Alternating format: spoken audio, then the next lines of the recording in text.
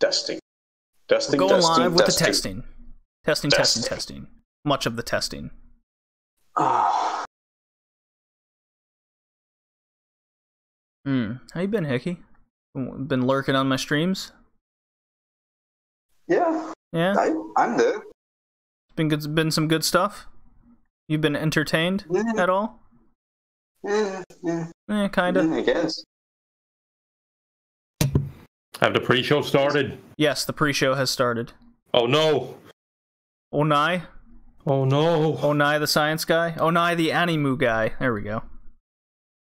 Can I ask, Tori, can I ask you now how you feel about C? Or is it this forward for you? Oh, no, I haven't finished it yet, so... Are you talking C, money control possibility? Money of C, soul the possibility money of soul control? and possibility control, yes. I love one. that show. That show is really fun. It's fucking... It's weird as hell, but I love it. Yeah, I remember, like, I watched it when it came out. I was like, yeah, it's fine. And then in the first period of university, I was like, oh, I'm having economics, like economics and advanced economics. I'm watching C again. It's literally the only thing I've ever liked that has anything to do with economics. It's definitely funny about it. What? Economics are fun, man. I hate economics. Economics are fun. You understand what is going on in the world. It depends on what you're doing in economics, but sometimes it can be, yeah. But like, I mean, I'm not even gonna lie, I even just like the fucking random shit that happens, like the screenshots that I keep posting, like the fucking chick that he's got around and fucking, which is just like the random thing she screams out like, "Sell my stock!" I love that. What when anime your are girl we covering streams, sell after my this? stuff. Oh, Dirty Pair. Hell yeah. With the topic waifus for lifoos. That'll be fun. That will be fun. Dirty Pair, huh? What are we covering of Dirty Pair, by the way? Just the first series? Yeah, the 24-episode first series. Alright, then. It's episodic, so it's... No, I know. I've seen it already. Yeah, I've seen it already, too. Pretty recently, yeah, as a matter of fact. I watched it a while ago, but we'll see. I love the opening. So cheesy. So 80s. Russian. I have a drop of that, actually. Russian. Russian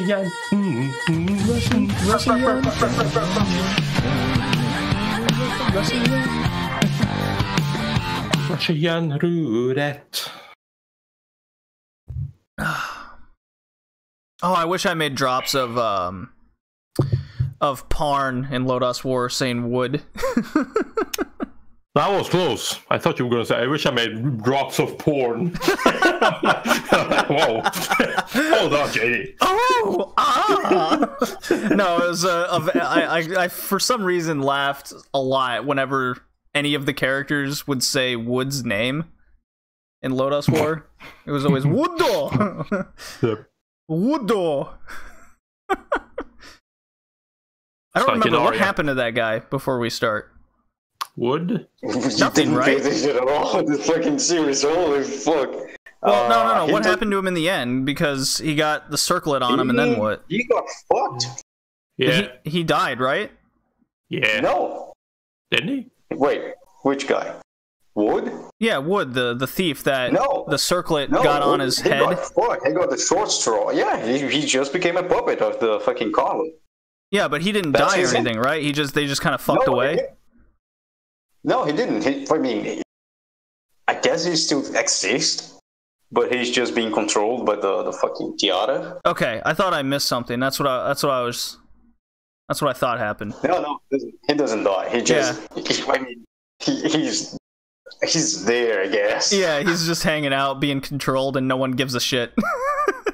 Yeah, no one is like, I'm sure he's fine. And then, like, they're just 10 minutes later, he's just a puppet of colors. Like, God fucking damn it. Can you imagine the guy who's playing D&D as Woodchuck, and then he's like, well, you need to roll your D20 now and see if you're gonna get possessed with color. He just took a fucking 1. Because he got possessed so hard. He's like, well, you're the villain now, and you cannot use magic because you were once a T. So, good luck. Like, whoa, fuck. Who else would be curious or would want to buy that fucking compendium of all those like fucking D&D campaigns that turned into Lodoss War and all those other fucking things they did? Because it's fucking huge. They have a lot of it. They're still making more to this day. D&D is already huge. You can make Lodoss War. No, I know. So are you going to stream our own Lodoss War D&D game? Hell yeah. Lodoss War. Lodoss War. That's the porno spin-off. That's the hentai spin-off, Lodoss War. You know what? It probably is. Records of the Lodoss War. Records of my load in your ass. Exactly. Better roll that D20. You're getting cum in your ass. God, that's awful. All right, we ready to get this thing rolling? With that, yeah. It's a good segue to start the podcast, right? Yeah. Just tell me when to start recording, you know. Okay. Am I I think I'm streaming. I should probably check that. Hold on. You probably should, yeah. Yeah. Everything's connected, so it's all working. Alright. Alrighty. Get the podcast up. Cool. All right, counting down. 3, 2, 1, go.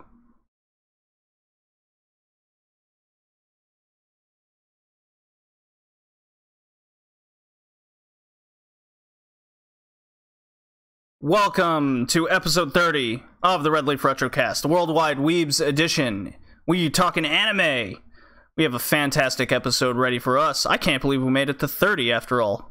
Can you guys believe this? No, I thought we'd crash after 2. I bet then. So I guess you did. I guess I won. I won. Yeah, I guess we all win a little bit. I'm very happy we made it this far. Are you sure? Yeah. Hey, it takes some vigor, you might say. There's a good word, since we're talking Record of Lodoss War. That is the anime that we're talking about today. That's what we're reviewing. And before that, Tori has a quest update, as he does, because he's best host, as been decided by the people, for the people. You're a representative of the people, Tori. Did you know this? Yeah, I'm a representative of that one guy.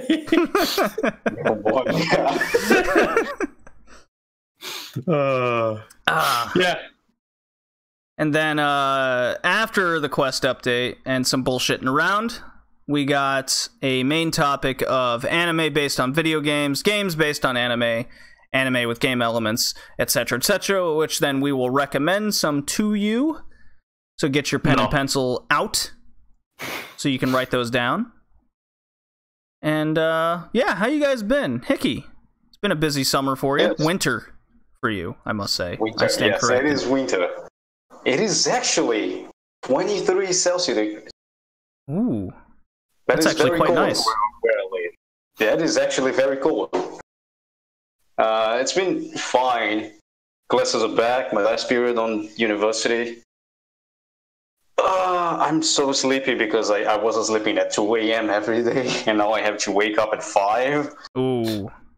So I've also been waking up at 5, but for a very much different reason. Yeah, well, I mean, excuse me, I still have at least 5 months before I become unemployed. Right now, I'm just a student. Join the party. So, you know, I'll be a freelancer. I won't be unemployed, okay? Respect me. Well, all right. I guess I'm technically a freelancer too, but I'm not very good at it. No, you're doing fine. I'm getting by. That's the best way to describe my situation. But I'm happy for you, man. It's tough working in the real world. I just want to have fun, and that's the last period because I know it's gonna be bloody awful next year. I've been having fun as well. I'm actually going to a wrestling show tomorrow. Out in Boston. It's a promotion out of the United Kingdom. Actually, it's called Progress Wrestling. They're coming to the United States and doing a tour, and Boston's their first stop, and I'm going.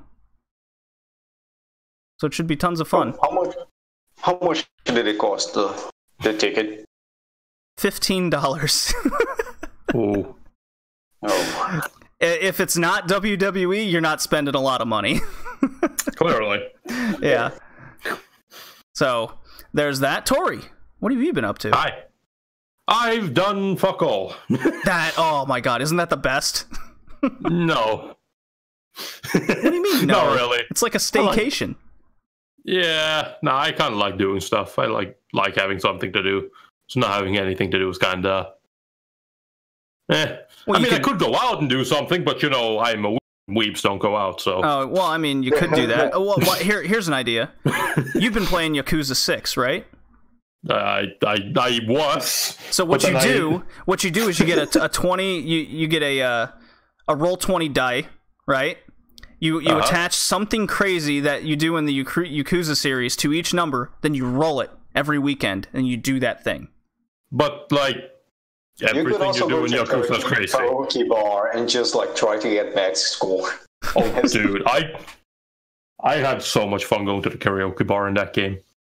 Well, there you go. That would be one of your roles. If you roll an 8, it's like, I got to go to the karaoke bar this weekend. Excellent. And then I went to the hostess club and I realized that even in Yakuza, shit fucking takes all your money in one go. Like, here. So I have so much money. Let's go to the hostess club. Fucking 2 hours later, you're almost broke. Oh shit. See, and you could do that. You could have that happen to you in real life.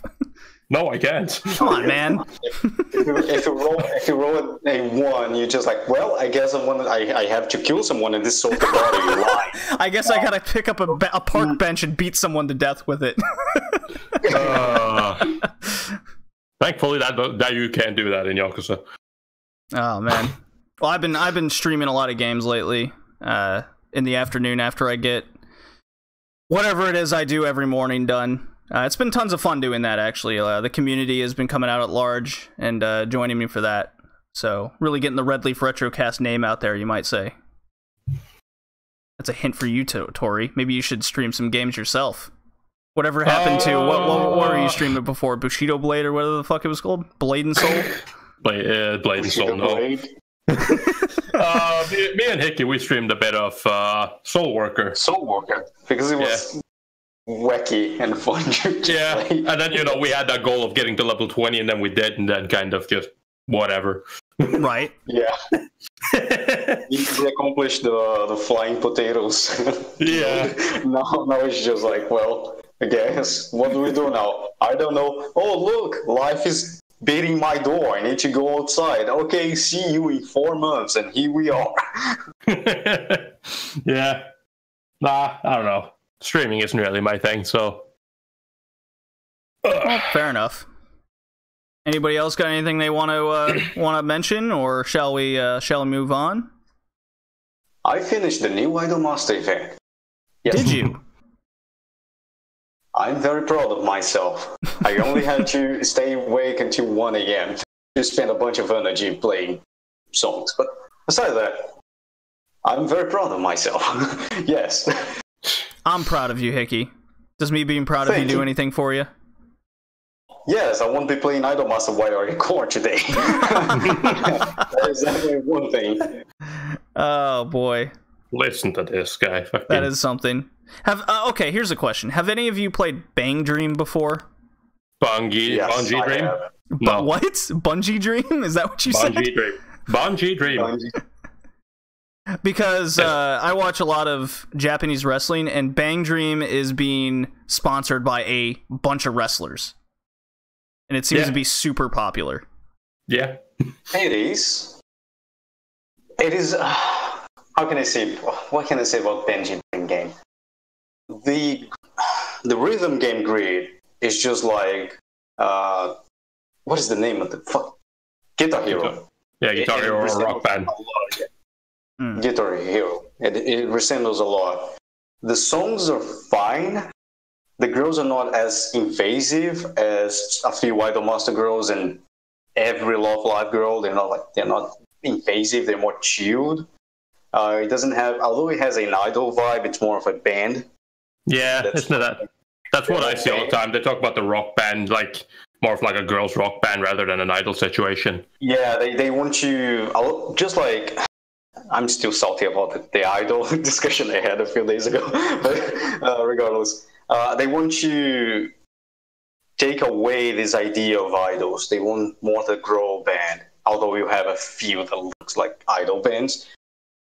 Not only that, they also do a bunch of anime covers. So, like, I remember when I played, there was Sorairo Days, there was Secret Base from Nanohana. There's a bunch of musics, like, you have to buy it, but you can buy them with the in-game currency. It is an interesting game. It just I didn't stick with it because, like, the communications are not my thing. You had to go by place to place and watch a bunch of communications between characters and so you can win some bonus to achieve the story. Then every single time you did a song, you had to go on every place, and it's like 10 places to watch a bunch of communications so you can achieve more and then get more. The game has a difficulty level that is fine. It's not like a Love Live or Idolmaster where after 1 week you're getting the S node on every single difficulty just because your idols just carries you through.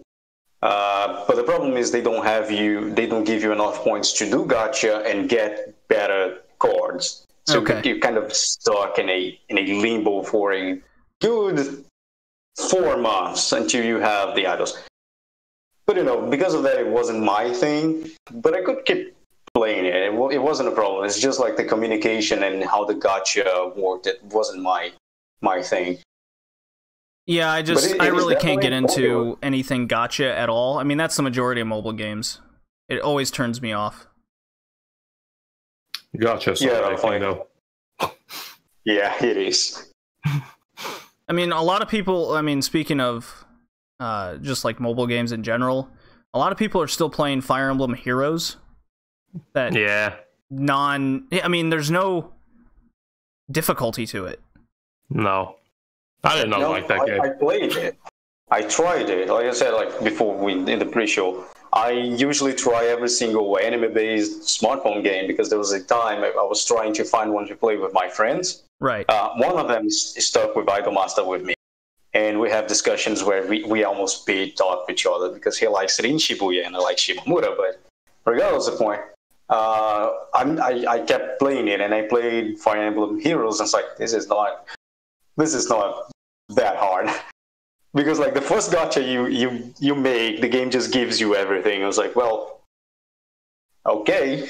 So it's like I was a level 2 playing like parts of the game that was like the recommended level is 15. It was like I'm level 5 and I'm just destroying everything in front of me. So what is the point of keep playing this? Is it just for the gacha? No, I mean that's exactly it. Every time I check in because I get a lot of people on Twitter kind of posting on my thread of just like, hey, this is my latest gacha and whatnot. I'm like, but no one ever posts anything about the game itself. So, anyways, I was just curious, but it seems we're all in the same opinion of it here. Tori. Yep. Good sir, my friend. Yes. We're friends, right? Sure, at least for now. I paid you enough this week? Yes, you did. All right. Wait, you have... You're not paying me any. What the fuck? Where's don't worry, he doesn't pay me either. Okay. At least not officially. Okay. Tori, you have a quest update, correct? I do have a quest update. Oh my god, please tell me. I have 2 quest updates, actually. And, 2? 2. You spoil us. You spoil the listeners. Shows. I know. I'm gonna stop. Nah. Like I said, I'm getting to the end of my quest now, so I'm just trying to finish it as fast as possible. So, I have my last 2010 show and the beginning of 2011. So, the final show that I watched in 2010, or from 2010, was Bakuman Season 1. Oh, it's a yes. Okay. So yeah, it's a 25-episode anime by Studio JC staff and directed by Kenichi Kasai, who has done stuff like Amanchu Season 1 and Major and Nodama Cantabile. So, he's done some good stuff.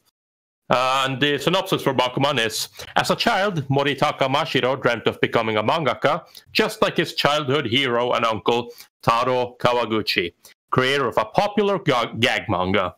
But when tragedy strikes, he gives up on his dream and spends his middle school days studying, aiming to become a salaryman instead. One day, his classmate Akito Takagi, the school's top student and aspiring writer, notices the detailed drawings in Moritaka's notebook. Seeing the vast potential of his artistic talent, Akito approaches Moritaka, proposing that they become mangaka together. After much convincing, Moritaka realizes that if he is able to create a popular manga series, he may be able to get the girl he has a crush on, Miho Asuki, to take part in the anime adaptation as a voice actor. Thus, the pair begins creating manga under the pen name Muto Ashirogi, hoping to become the greatest mangaka in Japan, the likes of which no one has ever seen. Right. So yeah, basically, it's about two middle school students who are aiming to become popular or aiming to become serialized mangakas in Shonen Jack, because can't say Shonen Jump. So yeah, that's basically all it is. It's similar to Shirobako, except this is about manga rather than anime. So it's just about these two. They have a dream. They try to go for it, and there's a lot of references to other popular manga, especially Dragon Ball. They sure love Dragon Ball. And yeah, it's a really fun show, honestly. I really liked seeing it. My only problem, really, it's not so much a problem, but it is a bit annoying, and that's the romance aspect of it. Because that's what I was waiting for. Yeah. I was hoping you were in the same opinion. Well, it's not really that hard to be in that opinion, because basically, it's the point of the show. The girl that the main character, Moritaka, or Mashiro, is crushing on, is she is, well, they never talk ever.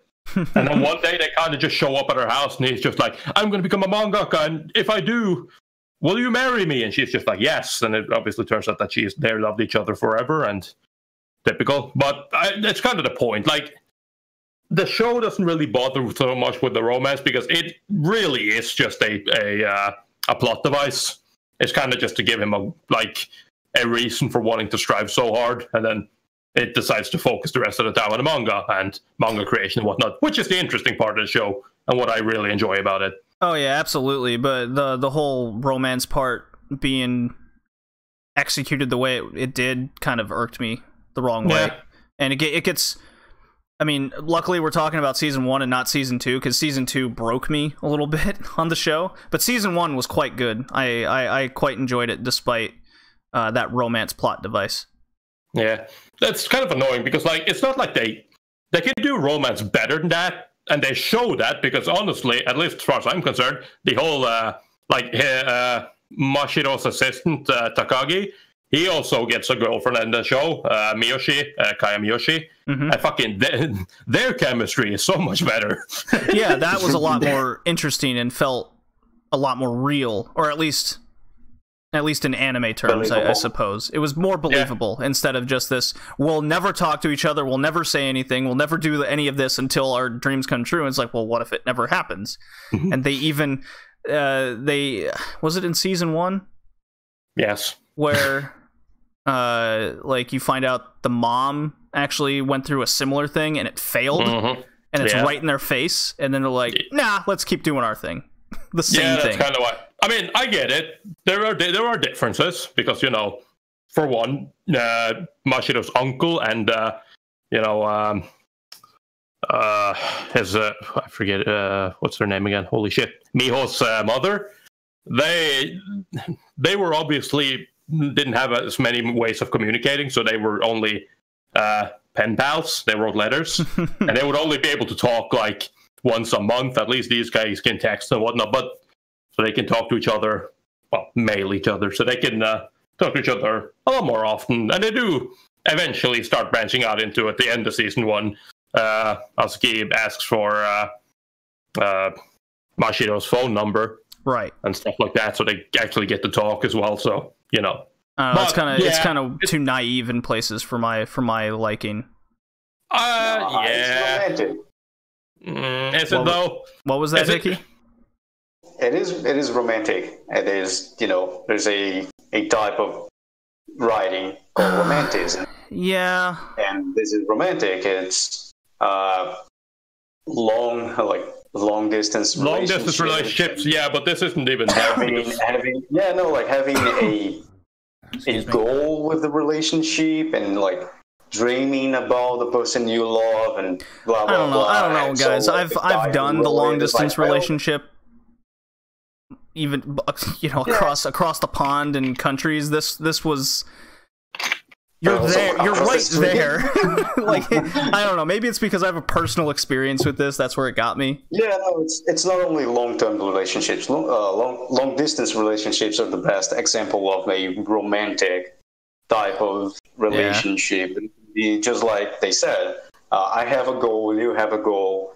I'm gonna help you to achieve this goal, and when we get there, we're gonna get married. So like they have something to aspire to. They have something to dream that, but the whole of not hanging out and not dating and not doing any of that. I know. This is the problem with romantic type of writing. It is romantic. It is ideal. And you're just sitting there like, no, of course not. No one do that. Yeah, but like that's why people stopped writing in the romanticism in the 19th century. I did like how the show goes into a lot of the what's it take to be a mangaka, how cutthroat the industry is, and all that. Oh yeah, that was cool. I think it does a good job on that in season 1 for sure. Yep, there's a lot. And then you have Eiji Nisuma, who's just fucking crazy. Sure, yeah. The guy basically what he's the play on the One Piece creator, right? Yep. Yeah. Yes, he is. Yeah, it makes sense. So yeah, now Bakuman is honestly like I really recommend it. I enjoyed it a lot, and I plan to keep going with this. Hopefully, season 2 doesn't ruin me as well, but we'll see. Only time will tell. So the other show that I watched is what did you score season 1, by the way? I scored season 1 an 8. Okay, it's a ballpark of what I did. Yeah. Okay. That's a good score for it. Yeah. Yeah, it is. It's a high score. But yeah, the other show that I watched is going into that aired in 2011 is Horomusko, or Wandering Sun, and that's it's an 11-episode show. Oh. 12 episodes on the Blu-ray or DVD. But no, I refuse to wait. It's created by Studio AIC Classic and directed by Aoki. You know, the Fate Zero, Gare Zero, Alnoa Zero guy. How come this one doesn't have 0 in the title? Yeah, I know, right? That shocks me too. It's where have I heard this anime before? It sounds very familiar. Where have you heard it? Maybe you'll understand once I read the synopsis. Well, read the synopsis then. I'm on the edge of my seat here. All right. The synopsis is something like this. Effeminate 5th grader Shuichi Nitori is considered by most to be one of the prettiest girls in school. But much to her dismay, she is actually biologically male. Fortunately, Shuichi has a childhood friend who has similar feelings of discomfort related to gender identity, the lanky tomboy Yoshino Takatsuki, who, though biologically female, does not identify as a girl. These two friends share a similar secret. Okay. These two friends share a similar secret and find solace in one another. However, their lives become even more complicated when they must tread the unfamiliar waters of a new school, attempt to make new friends, and struggle to maintain old ones. Faced with nearly insurmountable odds, they must learn to deal with the harsh reality of growing up, transsexuality, relationships, and acceptance. Then it goes a lot, and that's a decidedly serious take on gender identity and LGBT struggles, blah, blah, blah. I'm going to ignore that because I kind of disagree with this statement. But yes, this is a show that is hailed by a lot of people as the forerunner and one of the only anime to really seriously look at LGBT struggles. I disagree. Really? Because yeah. I've listened to a few non-anime fan when I was living in Toronto in particular, and that's how I found out about this anime. Is this meant a lot to them? Yes, and I understand why. Because it's not like it's not what this does. It's a serious take on being different. This is how I take it, at least. It's a serious look at being different, which is why you have a lot of different characters, like a girl who wishes she was a guy. Well, she says it once, she wishes she was a guy, but she feels more comfortable dressing as a guy rather than a girl. And then you have a guy who is obviously very feminine looking and prefers dressing as a girl to dressing as a guy. And well, then it that's kind of nothing goes new on in to anime. look at. Yeah, I know, but rather, unlike the trap joke, this is more like it has a couple scenes where it looks at stuff like what it's like being a girl dressing up as a guy. How does society look at this? You have this very free-spirited girl who shows up, of her first day of school, she shows up in a male uniform, and everyone just kind of laugh at her because, oh, she's so silly. She dressed as a guy. But then towards the end of the show, the main character, the cute-looking guy, he decides that he wants to also take the plunge and go to school dressed as a girl. And obviously, he gets pulled into the office. He gets his parents called. People start making fun of him, call him sick. Oh, sure, yeah. Stuff like that. Because, obviously, what is wrong with you? And it's mostly just about character relationships. Like, how do you deal with the idea, or how do you deal with the idea of being different, and how other people treat somebody who's different? You have a whole bunch of characters. You have a character who is potentially gay. He never quite says that he is, but he tends to look at guys and stuff like that. He is friends with the main character. You have an older transsexual man who's kind of. But the reason why, or I just kind of come up. Despite disagreeing with a lot of these subjects, I'm not exactly known to be the most LGBT friendly guy in the world, but I don't. But that aside, to not get political about this, right. I still enjoy this show, and the reason for that is even if I'm simply taking this as looking at somebody who is different, because what I was afraid of was that this show was going to pull I'm a transsexual and I have gender dysphoria. Look, everyone is making fun of me. But you don't really see that in the show until the very end. And even then, it's kind of treated as just typical middle school stuff in which the main character, he gets made fun of for like a couple days. And then everyone just kind of stops caring about it because they're middle schoolers and middle schoolers don't find the same thing funny for very long. It's kind of just like, let's make fun of him and then. Growing up in Texas, that would not be the case. This isn't Texas. Yeah, it's Japan. This is Japan. Yeah. So they made fun of him for like a couple of days. He didn't commit suicide. That doesn't matter anymore. Yeah. But it's like you got just kind of the way they make fun of him as well. It's kind of just no one's sticking razor blades in his shoes. You have and kind pulling of him in the bathroom. You have more of the like common middle school things, like blocking the doors so we can't enter the classroom. And I mean, even I've experienced that. So that's kind of, it's very light. And it's just, for the most part, and this is kind of why I say it's not really championing the LGBT struggle that much. Because do you think they could have done better with it? No, I think they did perfectly with it. Oh, okay. Because it is just kind of, because it's more of like a self-reflection thing. You need to accept yourself, because ultimately you can't wait for everyone else to accept you. He took the main character takes a plunge and it just doesn't work out well. He also has to deal with the fact that no matter how much he wishes that he was a girl, he is a guy. And towards the end, he's obviously noticing the results of puberty because his voice is getting lower and he is getting taller. And, he stops being so. He's slowly turning more male. Male, yeah.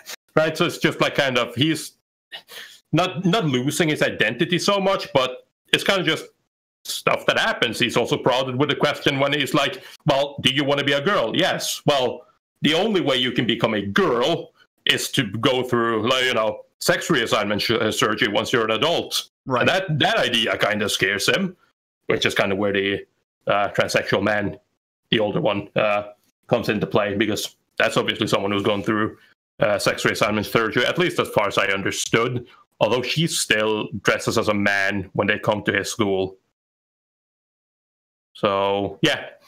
But again, the way I take it is mostly just, it's about people being different and kind of just accept yourself for being different. Like then it just kind of looks at, gender stereotypes and gender roles, what's expected of being a male, what's expected of being female. Yeah. Some things female can get away with that men can get away with, stuff that men can get away with that females can't get away with. Sure, so double standard stuff, yeah. Yeah, and it handles that very maturely, and yeah, I enjoyed it. What'd you score it in the end? I ended up, I ended up giving it a 7. Oh, that's good. That's good then. Yeah. Were you surprised that you liked it so much, or were you just kind of going into it just like, I'll check it out, see what it is, and then so be it? I've heard people talk about this for a while, so I'm not really surprised that I liked it. But because the reason why I watched it in the first place was because I was curious about, because everyone obviously says, "Oh, this is a mature like look into this topic." But what got me, or what I was curious about, was what do they mean by that? How is it mature about this sort of topic? Like, is it trying to portray themselves? Is it trying to portray a group of people as the victims? But no, it doesn't do that, and that made me happy, because there is no worse way than there's no worse way to getting my sympathy than to just play the victim all the time. So, oh, everyone treats me like shit all the time. Feels bad for me. That doesn't work for me. Yeah, that kind of direction style does wear on the viewer for sure. Yeah. But thankfully, it doesn't do that. Oh, that's good. That's good. Yeah. Yeah, that's what I think. That was one of my few gripes. I mean, if we're talking like the character in Steins Gate comes to mind immediately. Mm-hmm. The guy dressed as a girl, very effeminate. They portray him as a joke most of the time, and then when it's not a joke, it's always the "woe is me" kind of thing. Yeah, that's it never comes off well.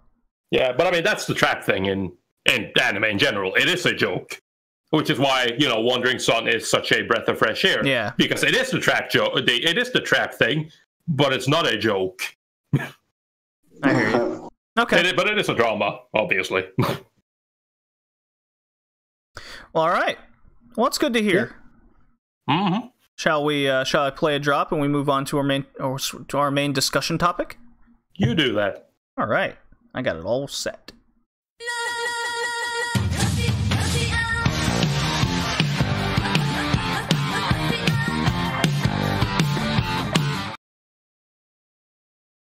Okay. We are here to talk video games into our anime cast, but not in the way you might think.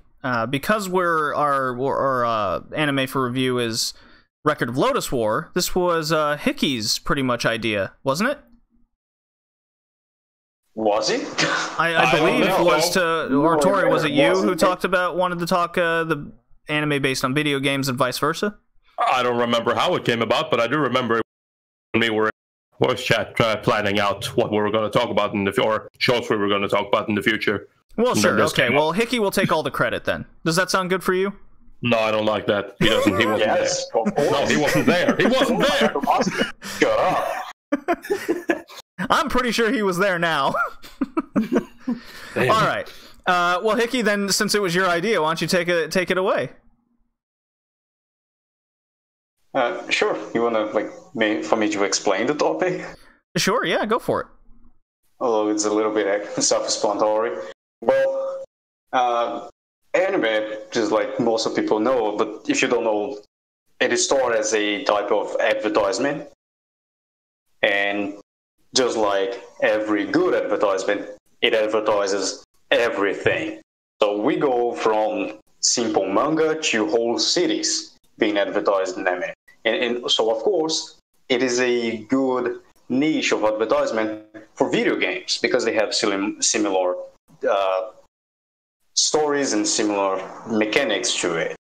That's why a lot of anime we see being put out, they're actually based on games, and some of them you might not even think about it.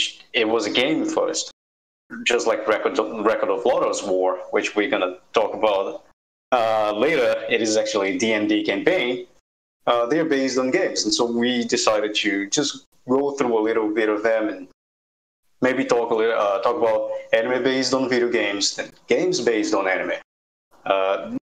And after that, have a little discussion on anime with game elements, and give some anime recommendations that were based on games.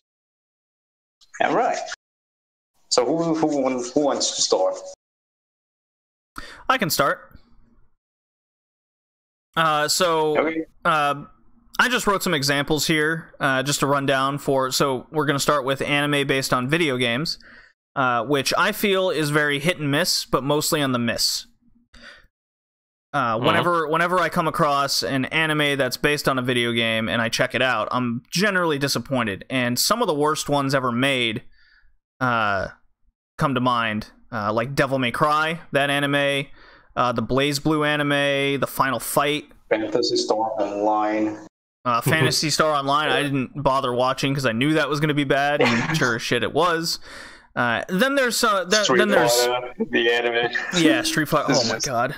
Yeah, the list goes on. A lot of fighting games generally get converted because they don't have a lot of stories. So yeah. how will you make a story out of something that the story is basically go there and beat someone up? Yeah, many visual novels, if you count those as games. I personally don't, but Steins Gate and the Fate series comes to mind there. I've played Fate and Steins Gate now. I haven't finished. I never seem to finish a visual novel. Oh, you played Steins Gate? Yeah, I have it on my Vita. Oh, cool. For a while there, it was my natural NyQuil. Yeah, since I played Steins Gate 0, I feel like playing Steins Gate again. I might actually start today. I don't know. Maybe I'll stream it since I'm in the streaming mode. But I can't imagine that would be very exciting. I don't want to play again because last time I woke up for like 75 hours, and I had some weird hallucinations. Wow. We can talk.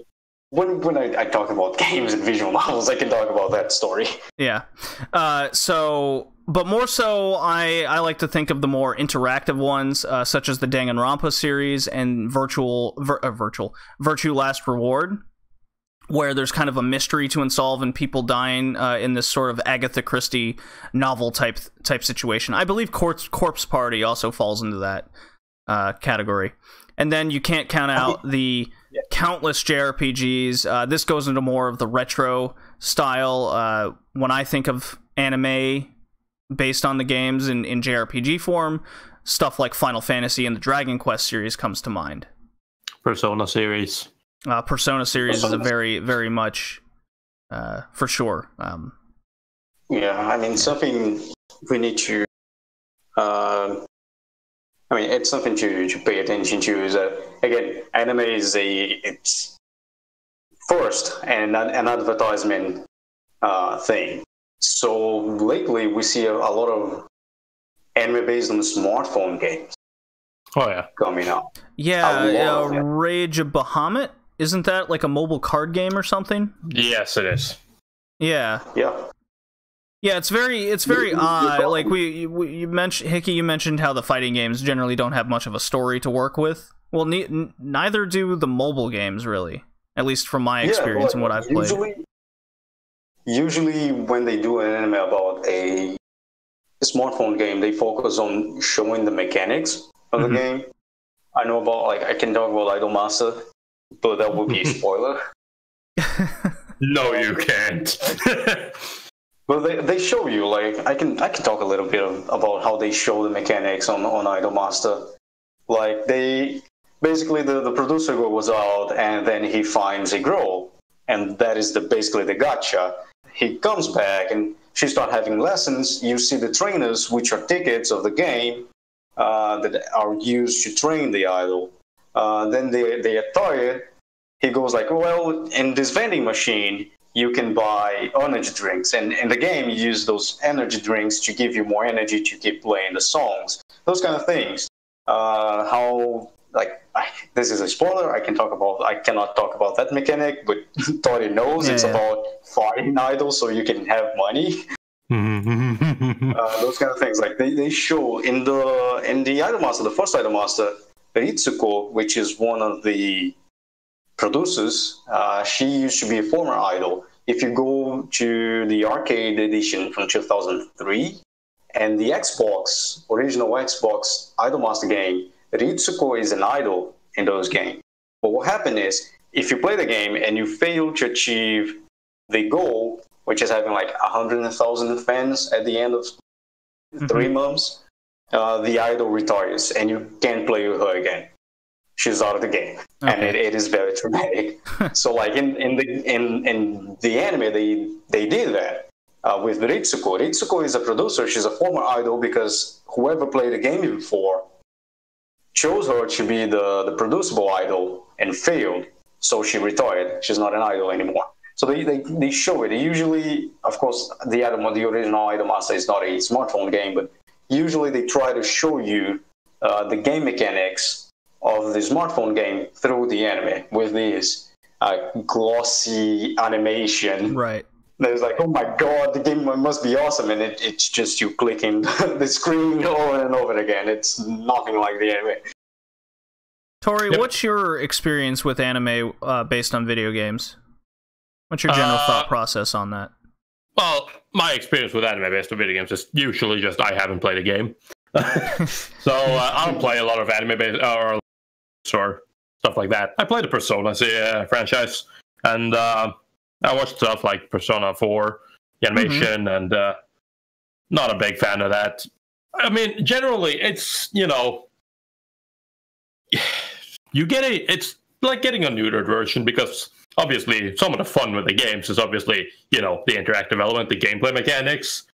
And although, like Hickey says, for the Idol Master and whatnot, a lot of them tried to show you the game mechanics. Like you have, even this season, Persona 5, the animation, they show you a lot of it, like the all-out attacks and the end screen, whatnot, rewards after beating enemies and whatnot. They really like showing that up in the anime series. But it's not as cool as it is in the game when you actually beat someone up. And it's like, kind of just like, why are they posing? What's the point? Yeah, where's that ending battle music victory song?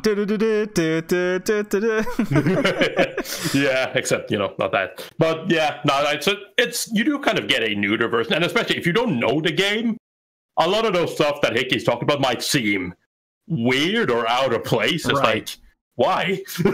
Why do you do that? I touched it when I was talking about Uma Musume. I think it was the last episode. Yeah. Where you can see where the game mechanics are, but the game's not out yet. So sometimes you know it's a game mechanic, and other times you think it's a game mechanic because it is out of place. But you're not sure because you don't have a game to compare to. Oh man, you know what just came into my mind now? Based on what Tori just said, was when I went and saw the Fate Stay Heaven's Feel movie. And there's a moment in it where 2 characters enter a restaurant and they're having curry.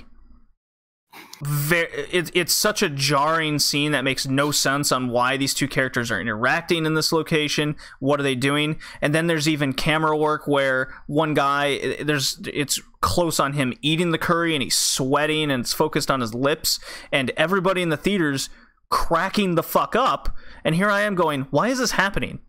You know what we did? And it's a specific scene directly from the game. Yeah. But you know what we need? We need more anime based on fighting games, where they do the typical fucking select your fighter screen. Select your character. And I do need that voice every time. Oh, you're thinking of like Capcom versus SNK 2 or something. Stuff like that, yeah. The Smash Brothers series as well does it. Well, choose your character. Yeah. Select your character. So there's also games based on anime. So it goes the other way around. To me, this is where it starts getting kind of bad, even worse, in my opinion, because then oh yeah, I see this mostly as cash grabs and it's a diluted gaming experience. So what immediately comes to mind here is then the action and RPG like experiences, such as the new Attack on Titan games and the Sword Art Online games, where they're just like super empty worlds and you're just bouncing around doing the same thing every time over and over and over again with nothing different in between. Not to say that there are some good ones out there, generally being the 2D or 3D fighting games like the Naruto and Bleach series. Those are generally pretty okay, or to solid. But more often than not, you'll get the former, which was the SAO type game. Then I also noticed a lot of anime-based or games based on anime get turned into crowd brawlers, or otherwise known as the Dynasty Warriors-like games. And what immediately comes to mind is the One Piece and Gundam series that gets turned into those, where it's Berserk. basically just... yeah, Berserk is another example where it's just the most dumb AI you've ever seen in the world, do nothing, and you're just button mashing square X the whole time if you're playing on the PlayStation, and that's the whole game. Yeah. Like the whole appeal is you just get to be all the characters from the anime. Yeah, I know there's this one Gundam game that's like very popular in arcades in Japan. I don't remember what it's called. It is called... Oh, I know exactly what you're talking about. Gundam Forces, I think. Yeah, something like that. Yeah. Oh, that's like super popular in arcades in Japan. Yeah, well, that's probably the exception, because that functions more like a 3D fighting game. Yeah. Those are the more solid experiences, but more often than not, you'll get the Sword Art Online type experience where there's nothing in the world and you're just roaming around doing the same thing over and over again. Yeah. Yeah, my experiences with games based on anime is kind of limited. Like I said, I don't really play any. The only things that really came to mind, and I have no idea what games they were, so I can't remember them, but I do remember playing a Digimon game when I was a kid, which is kind of just, go to the digital world and then train and then beat monsters. That's like all I remember about it. It was extremely linear and extremely bad. Yeah, and that's most of the games.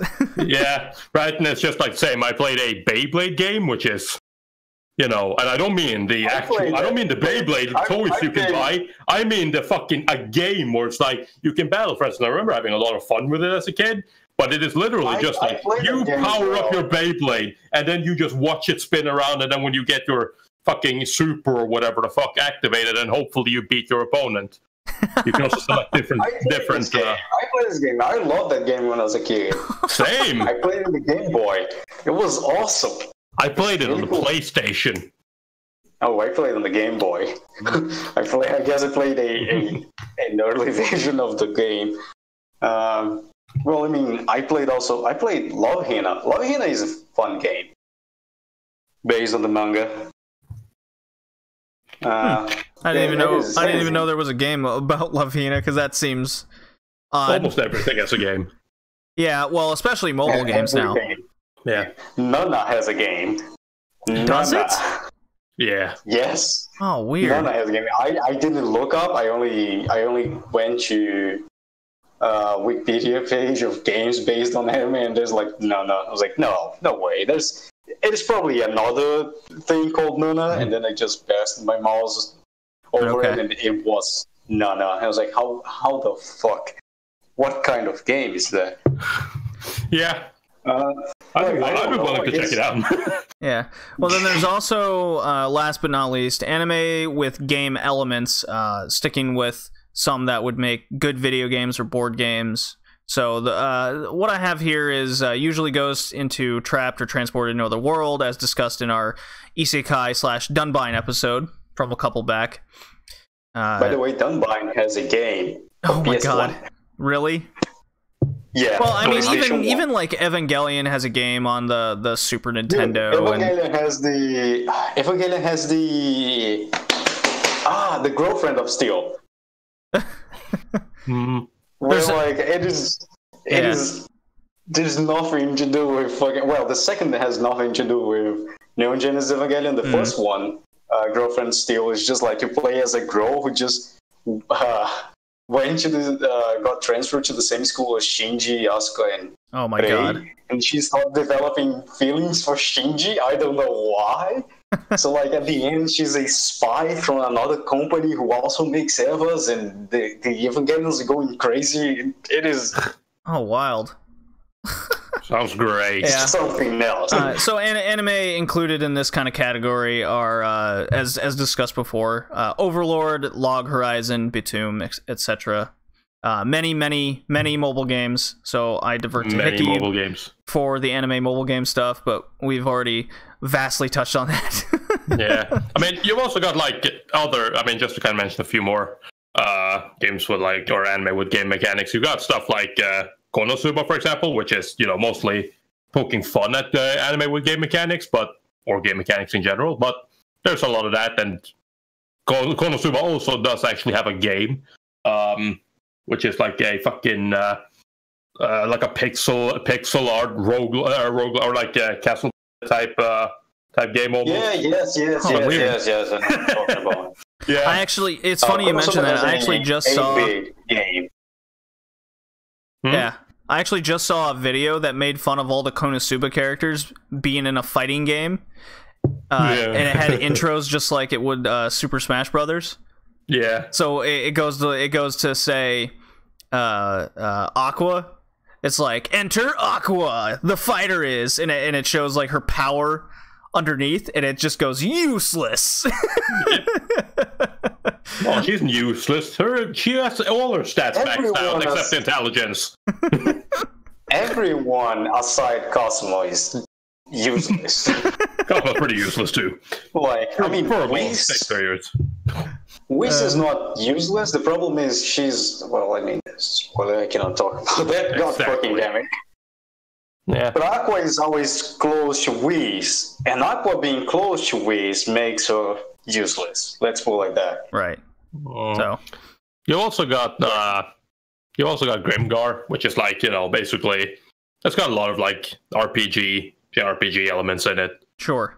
So definitely that could easily just make it like a normal JRPG game. JRPG, yeah. I had a lot of problems with these specifically, like anime with game elements, because I got stuck thinking of what are game elements. And if you go online, basically people are talking about RPGs. Yeah. Oh yeah. But the elements of RPGs are from, paper RPGs, not gaming. They came from the same origin. Doesn't mean like a game element. So I kind of stuck up with like anime that I think it would make good games. Yeah. Such as, like you said, Log Horizon. Log Horizon is a perfect, well-made MMORPG. I would love to play a game like Log Horizon with the classes and subclasses, where the classes are very class-focused. Mm-hmm. So, like, the guy is a summoner, right? Like, he doesn't have any attack power. He's just a supporter. He has one attack that deals damage, and it's not that much, so he needs a party to play that character. I'd love to see a game like that with those mechanics, with those subclasses. That would be way interesting. Yeah, it will be a bit more strategy than just simply get a character from each class and then go raid. Well, that's kind of what the anime is at the end of the day, isn't it?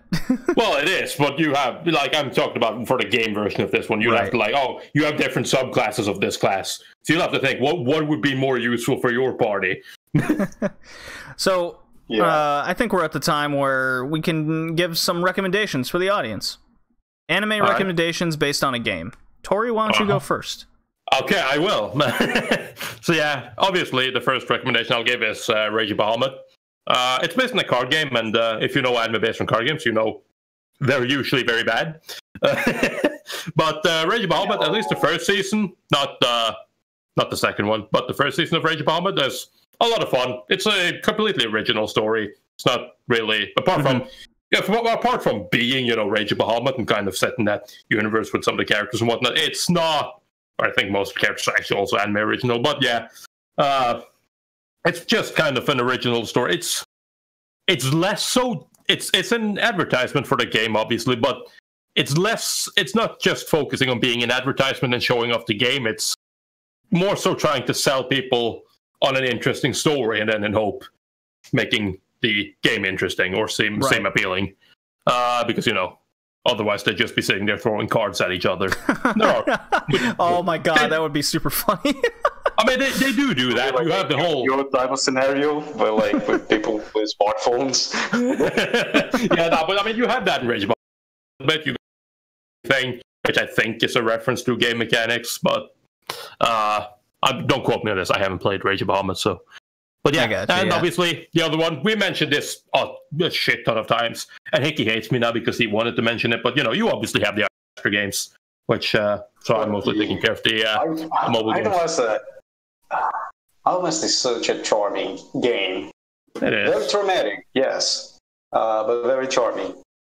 Depends on the game. Cinderella Girls and Million Live isn't exactly, I mean, traumatizing. Yeah, you have the dark undertones, but I think Shiny Colors was very traumatizing. It's like, yeah, she failed. Now you go there and tell her she failed and her life is ruined. It could have been. It could have been until you just realized that after you failed her, it's like, do you want to try again? It's like, oh, okay. It doesn't matter. Sorry, you lost your card. It's like, no. That would have been interesting though. If it was just like, if you failed your idol, she's gone. Ooh, she's gone. I would be like, ooh. Gone. So Hickey, what are your recommendations then? Well, my first recommendation is Kemono Friends. Of course, no, I'm just kidding. Oh God, thank you. Well, I mean, Kemono Friends was based in the game, so I wouldn't recommend it. It is an interesting one, but no, I'll be the minority here, and I will recommend Castlevania. The Netflix one is not an anime. You are wrong. Castlevania is an anime, and I'm recommending because Castlevania, the games are great. Absolutely, they are. Most of them. The series is great. The second season is coming out, and I can't wait to see Dracula going ham. And if you get interested, you can also play Bloodstained, which is coming out. Bloodstained is out, buddy. No, Bloodstained, the 3D version one. Oh, you're talking about that one. All right, yeah. Well, Curse of the Moon came out, and that game was fucking awesome. Yeah. You can also play that. That is a very good game as well. Yeah, Castlevania, good pick. I can't agree more. Yeah. It's fucking fantastic. Yeah. And my second one, and I was debating which one because there is also visual novels and I play a lot of them. Yeah, and I was thinking about Higurashi, but I think I'll go with Valkyria Chronicle. Yes. Because the anime is very good. The game is also very good. The game is repetitive, I won't lie, especially the PSP ones. The second game, the Valkyria Chronicles 2 for PSP, is bad. It is bad. The third one is better. It is one of the best. The problem is it uses the same maps as the Valkyria Chronicles 2 because it's for PSP and they cut corners. Right. So if you play the second one and then play the third one, you get like $100 playing the same maps. It is not good. Yeah. But the anime is good. The anime is well constructed for a game one. The story is very good. There's a little bit of romance, which doesn't hurt the series. Mm-hmm. And you can, if you finish it, you can go and buy on Steam because it is available on Steam, first one. That's true. Yeah, I have Valkyria Chronicles on the PS3, and I believe I have one of the PSP games coming out. Azure Revolution and Azure War are shit, but Valkyria Chronicles 4 is coming out. Yeah, I'm looking forward to that one. I hope it gets good reviews and it's a good game. I hope it doesn't fall into that whole dilution experience that I mentioned earlier. Yeah. So, man, Hickey, great picks. I think you beat Tori on that one easily. No, man. You definitely beat me. No, I was trying to think of other ones. He chose the Idol Master. I cannot compete with him. He got me locked in a corner. I took Hickey's lunch money. Yeah, so I threw a few down here just in case you guys would repeat. But we did mention Persona 4, the animation. Persona 5's out now. You can't forget about Pokemon, Yu-Gi-Oh, Yokai Watch. Those slew. Yeah. I know for a fact Pokemon was a game before. Yeah. Oh, by the way, Pokemon is back. I like Pokemon the Orange, the OVA, where it tells the story of Pokemon Flyer, right. Pokemon Red, Pokemon 5 Red. Those 3 OVAs with the Cubone stuff they mention in the game. The Pokemons biting each other and screaming in pain and stuff. Yeah. That was interesting. Yeah, and then I have Star Ocean DX on here. It's the anime based on Star Ocean: The Second Story, which is one of my favorite RPGs of all time to this day on the PS1. Memory serves, I really liked it, but I guarantee if I go back and watch it, I'll just say it was okay at best. But I really liked it as a kid. Yeah, I'm pretty sure that's a nostalgia goggle one with me. And then I'll just throw out some modern games, because if I could list off a ton of RPGs from the past in retro gaming, ranging from Final Fight on the SNES to any of the Fire Emblem games that are anime oriented. But I'll throw out the Yakuza series, which we've mentioned in the podcast before. That's, if you're an anime fan, odds are you'll definitely like the Yakuza series. If you're not an anime fan, there's still a chance. Yeah, exactly. And then on the Vita, there's a game called Freedom Wars, which is very anime oriented, and it's a very original story where you start out as basically a criminal, and you have to do various missions and whatnot to basically earn your freedom. So you can kind of take your mind out. Definitely look up that game, and if you have a Vita, it's definitely a must-have. So. On my end, there's the Tales of series. Ooh, no. Senran Kagura? Senran Kagura, anyone? No? Senran Kagura, okay, to an extent, sure. The Tales of series falls into that. Now it falls into that Dilution series. Seriously? Oh, yeah, big time. The Tales... the first one was good. Yeah, the first few were good. Like, I have Symphonia on the GameCube, Tales of Symphonia. That's a good game. I have Tales of Fantasia on the Game Boy Advance. It's lacking, but it's not bad. Like, Are you sure? I got Tales of, I want to say, Abyss, and then that was crap. Yeah. Tales of F was crap. A lot of the Tales of are just crap now. Yeah, I tried playing a bit of, like, what's it called, Tales of Berseria or whatever. Yeah. I didn't like that one. Yeah, the Dilution with the one waifu or whatever it is. Yeah, that's... Yeah, I don't like it. That's pretty much what Tales of games are now. Star Ocean... Hyperdimension yeah, the Star Ocean series fell into that awfulness with the PS4 game that came out, because I was really hyped for that. I looked at it as like, okay, it's more Star Ocean. It came out. I'm like, this is fucking garbage. Ugh. Yeah, if you happens. understand Japanese, you could play Akiba Strip 1. Akiba Strip 2 is garbage. There's on Steam. It's called Akiba Strip Undead and Undressed. But I've played that. Yeah, they took Akiba Strip and just they dumped it inside of a liquefied animated solution. I don't know what they did with that. This is bad. Like, that is bad. There's nothing to do with the first game. The first game is really good. It is a serious game with goofy mechanics and a goofy story from time to time. But the ending, like, if you decide to betray the people who are actually, they kind of threaten to kill you if you don't help them, betray everyone and become the king of Akibahara by controlling every empire. There's a lot of interesting things going on in the first game. It's not only about undressing people. As in the second game, yeah, I know what you mean. People. For those that aren't familiar with Akiba Strip or Trip, it's a game where you basically try to beat people's clothes off. Yeah. Hey, that thing had an anime and it was pretty bad. It did. Yeah,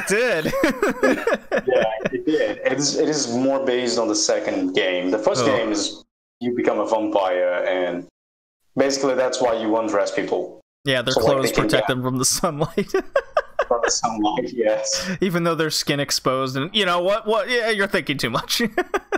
Yeah, come on. It is interesting. It is an interesting game. Unfortunately, it's only on the PSP and never got localized or translated in any language. So you have to play in Japanese. But if you can play it, I recommend it. Okay. Well, do we have anything else to say, or does that take us into our... Everyone should play Toho. Oh, no. No, those games are bad. They're bad bullet hells. No, man. They're fantastic. Steins Gate is fun. Alright. The science adventure fiction visual novels are fun. There's also Zero Escape. Zero Escape is also fun. Yeah, I've heard of Zero Escape. I need to look into that. Or Zero Sum game or whatever the fuck. Well, Zero Escape, yeah, that's the Virtue Last Reward series. I guess it's technically the Zero Escape series. Yeah. I think Virtual Last Reward was the third game? I'm mixing up titles at this point.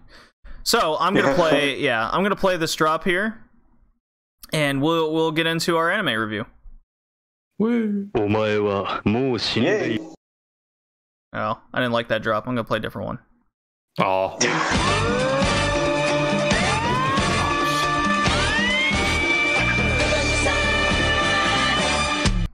Okay. Welcome to the Record of Lodoss War anime review. The Lodoss War, the hentai spinoff.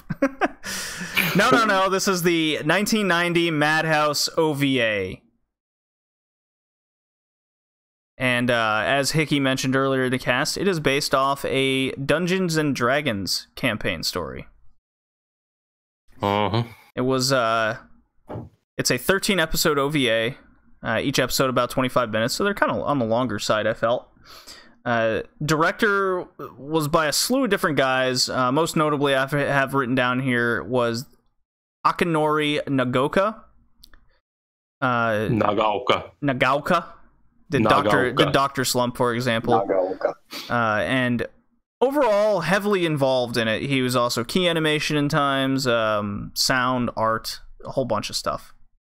The main art director, though, was he was the art director was Hidetoshi Kaneko, who notably did things like Black Lagoon, Galaxy Express 39, and a slew of many more. He was kind of the main dude on that.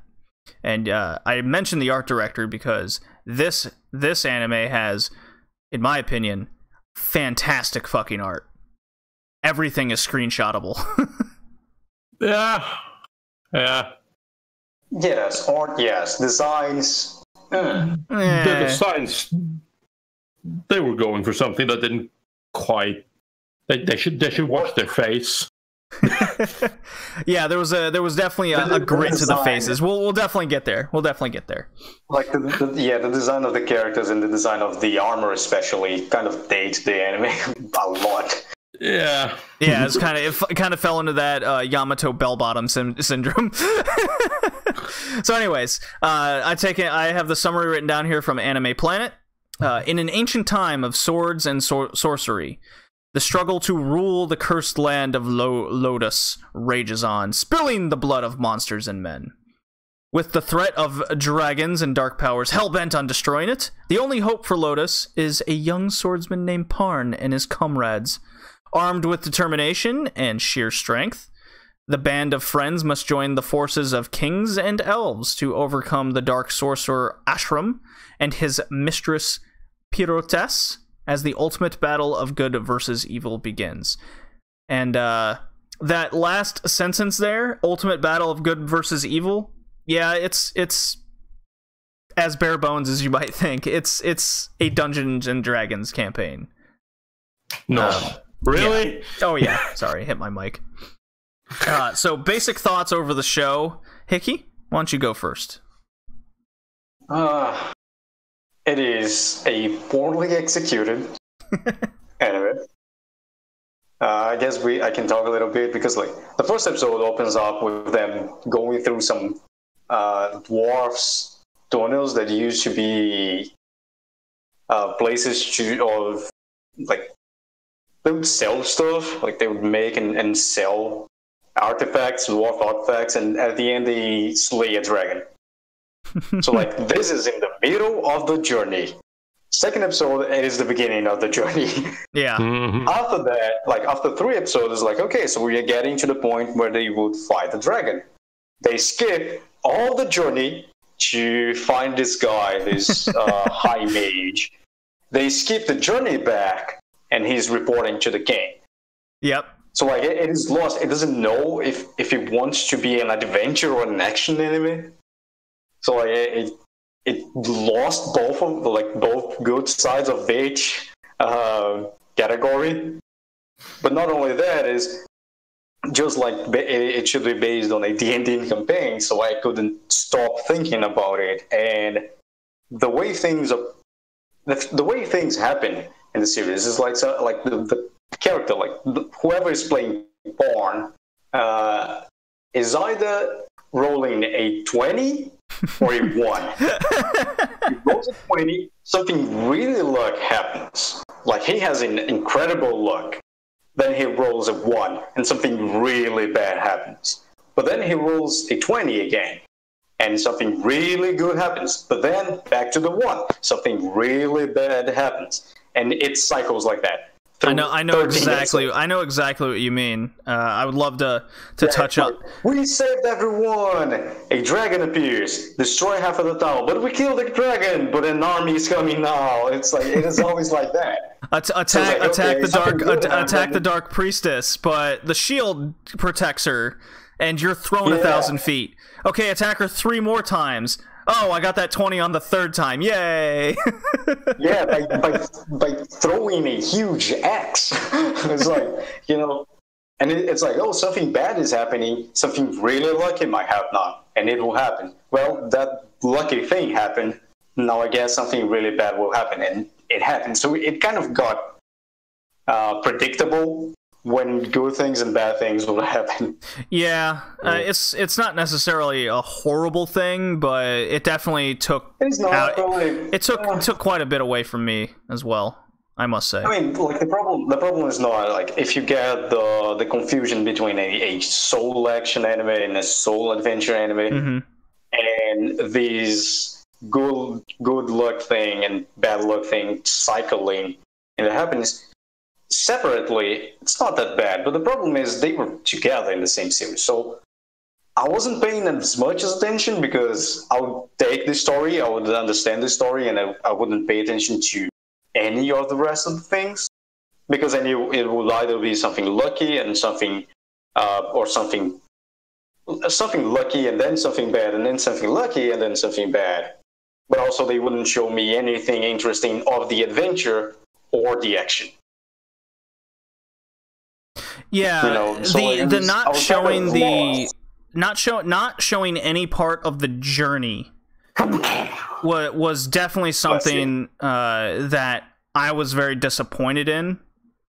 Well, not only that, when I was watching it, huge battle at the end, like between armies, and they showed a few stills of it, and then like showed people that weren't part of the battle, kind of watching in the background, or like somewhere that wasn't the battle, and even the people who were watching the battle, they would show the face of this character and not the battle going on. So it kind of lost me in the middle.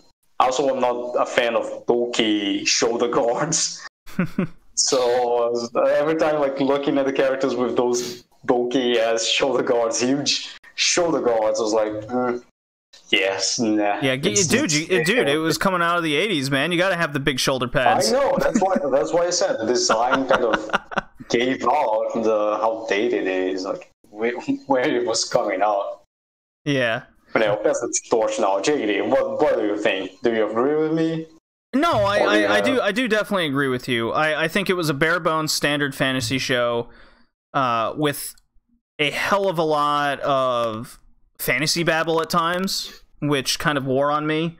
I'd find myself tuning out to a lot of just their jibber jabber they were talking about, because they never really explained anything at all.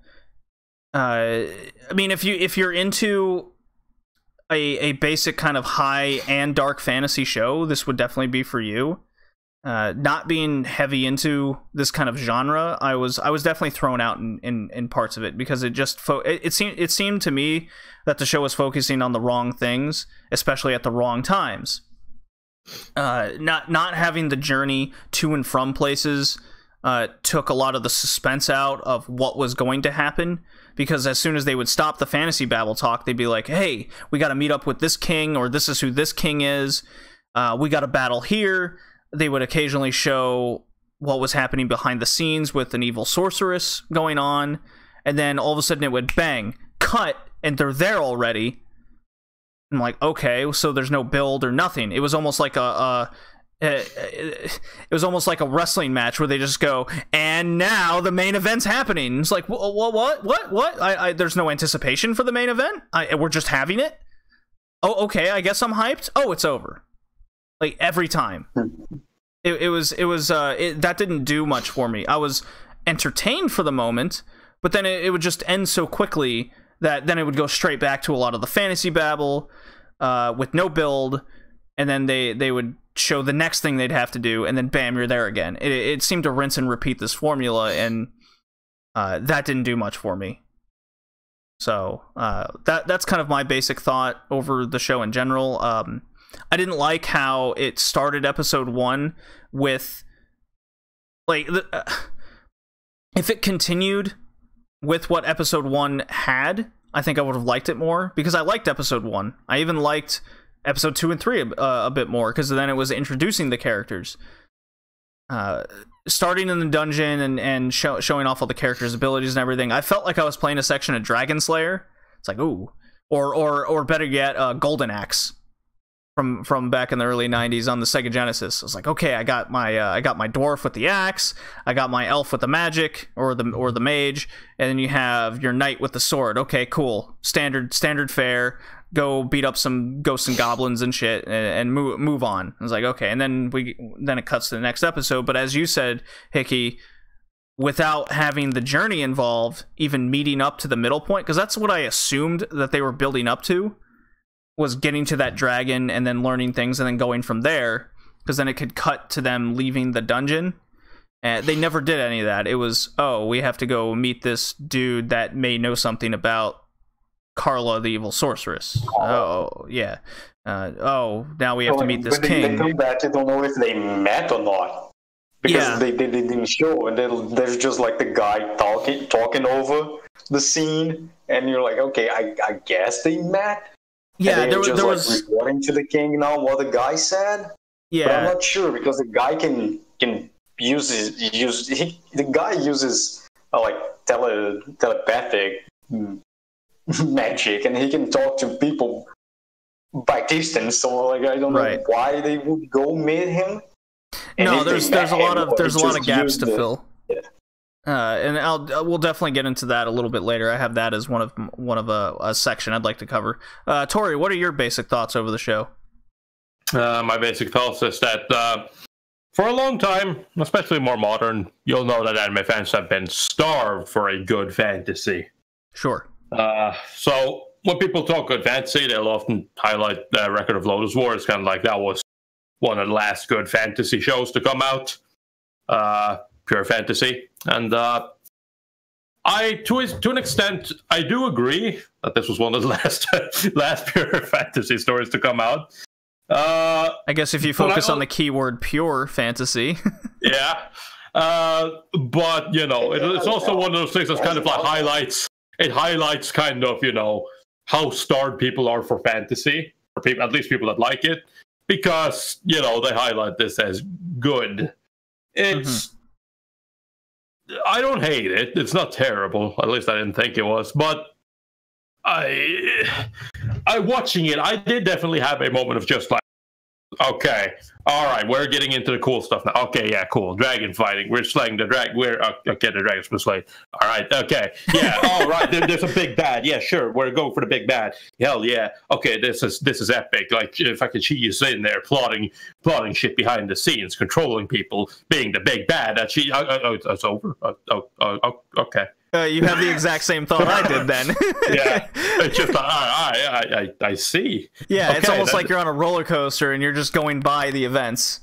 You know, yeah, you're being pulled up. It's like, oh, this is awesome. This is awesome. We're finally gonna set out, and then it's just kind of like a slow, like a tiny little hill down, and it flattens out again. It's like, what?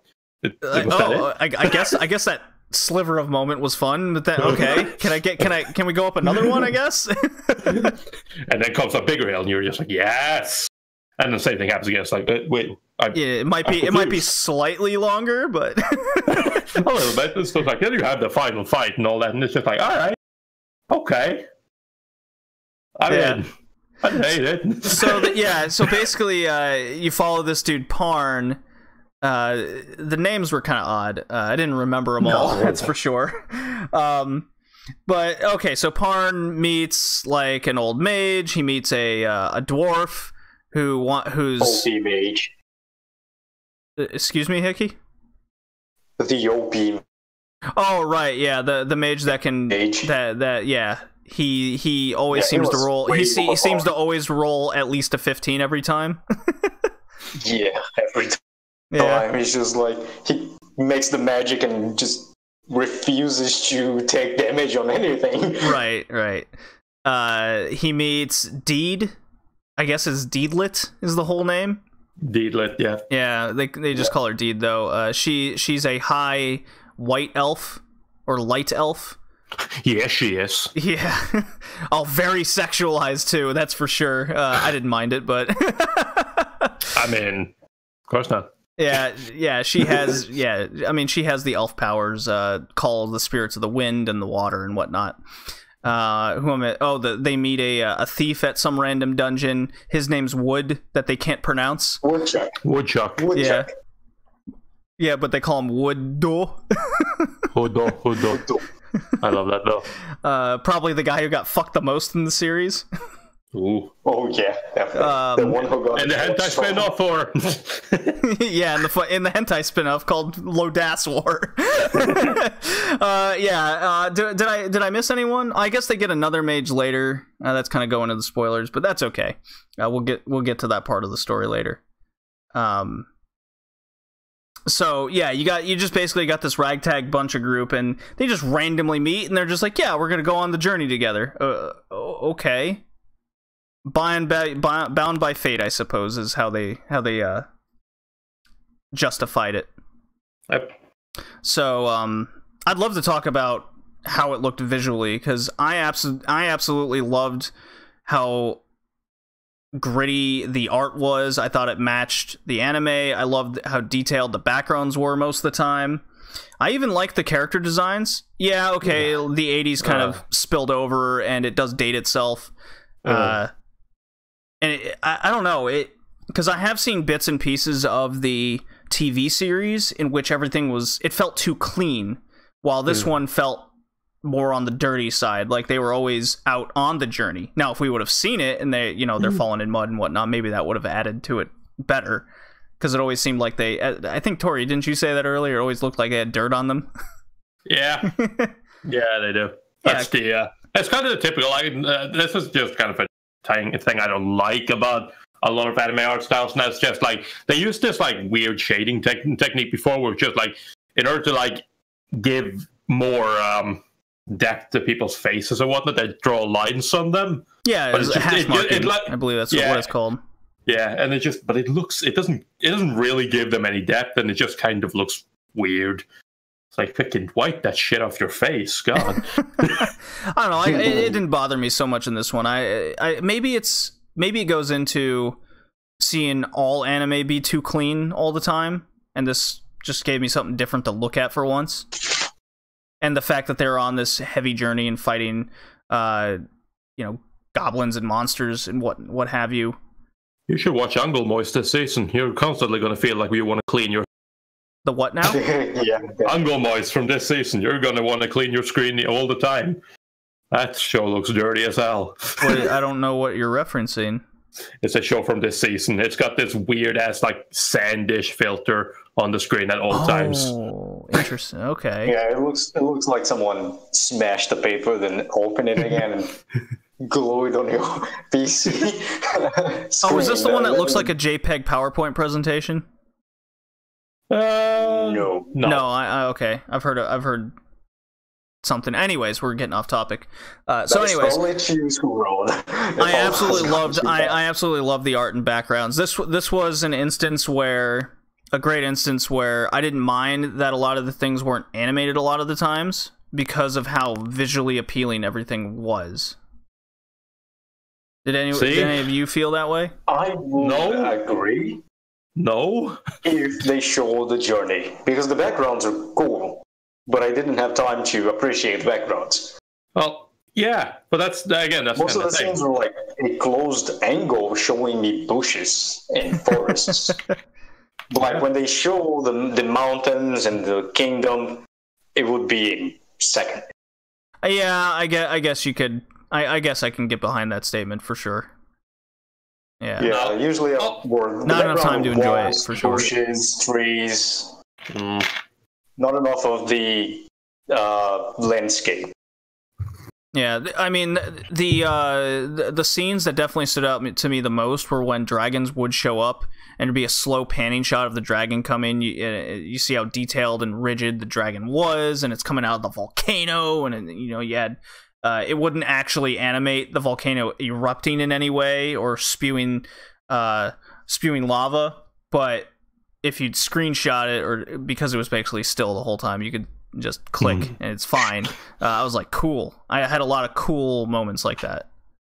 Yeah, but it wasn't very long, as you said, Hickey. That's for sure. Karma Castle, when they're gonna raid Karma Castle, like the castle, like this very gritty, dark place on top of a mountain with the dark clouds behind. Yeah, it was very. As the resident Sakuga fag of this podcast, I disagree. And the reason for that is just the backgrounds are fine. Like they're good to look at, but it's just kind of that. They're good. They're backgrounds. They're not the focus. So this kind of goes into like a lot of the sadly 90s fantasy, like action fantasy shows like this. I mean, I call it action very lightly, but you didn't really see a lot of it, did you? The problem is just like, you see it in this one, you see it in Berserk as well, the 90s Berserk. Just like whenever somebody fights, it's kind of just like, they're running towards, they're racing their swords and then something else, and then look, they flashed swords. They're standing there, they're looking at each other, their sides. Oh, look, a butterfly. Oh shit, he got killed. Ooh. There's not a lot of interaction between characters and background as well. No, there isn't. No, the way I was taking it was the background was kind of setting this. Well, it was doing the setting, like it was giving you the area, the lay of the land, and again, this goes into what I'll go into. One of the bigger gripes was because we didn't see the journey, we were left to fill the gaps in. It's like, ooh, that's where they came from, and that's where they're going. That kind of thing. So, man, if they showed the journey, this could have been an 8, 9, even 10 out of show. I feel. Obviously, there's a few more things they could have worked on, but a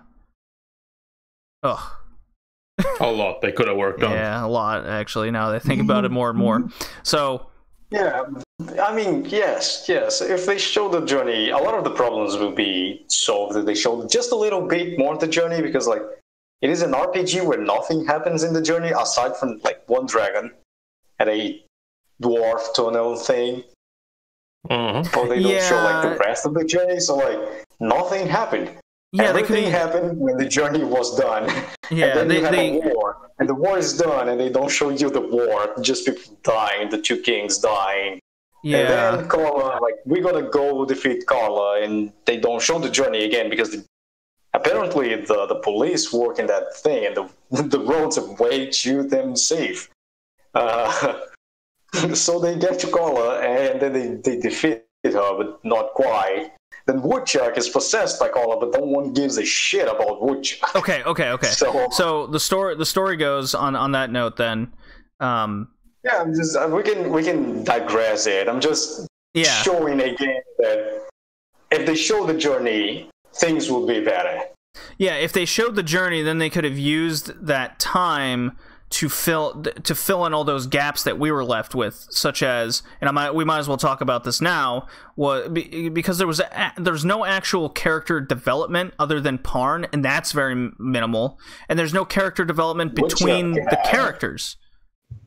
You know, Woodchuck had a character development. I don't know what I'm talking about. He became another character. He became someone else entirely, and what we mean by that is you find out Carla is actually this I guess sorceress that's become a spirit inside a circlet, which is basically a headband of sorts, and the spirit inside the circlet, if you put it on, actually it kind of goes on to you, will possess your body, and that's where this one mage chick gets possessed, and that's and they knock off the circlet, and after, like, in the fight, Wood the thief is all hanging out in the shadows. You know, he's just like, I don't hang out with those guys, whatever.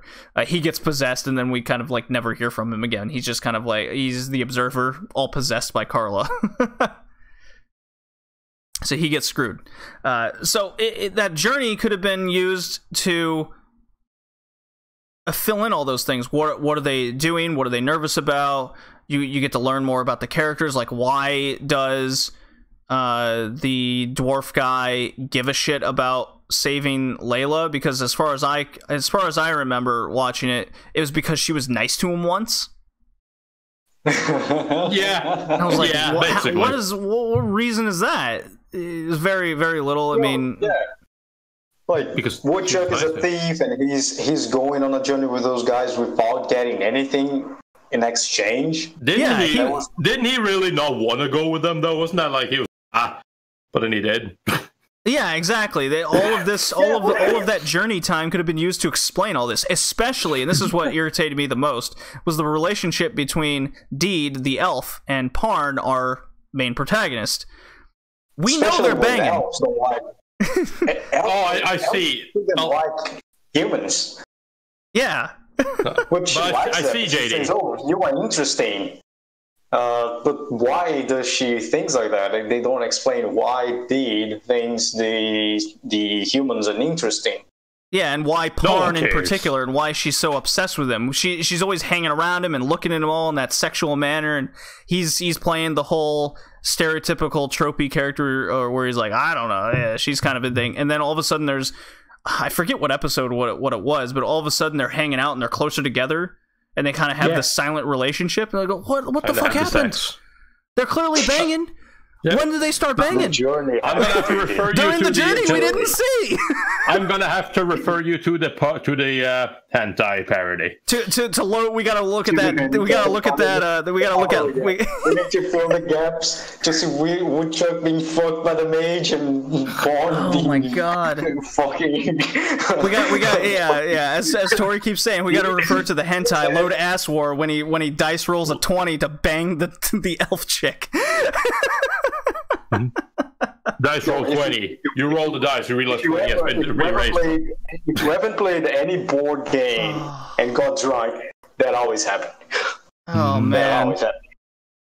So the way I broke the series down is episode 1 was like an episode of Dragon Slayer, or a section of Dragon Slayer, or playing Golden Axe for a little bit.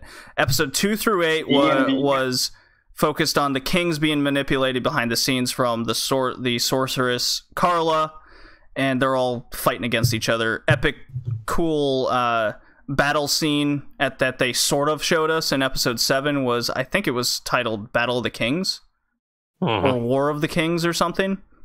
I liked the bit of build-up that was done with it, but again, there was no... It was just bang, okay, there it is. And then, as you said, Tori, it was painting screen, oh, look, a butterfly, swords clash, oh, they're dead.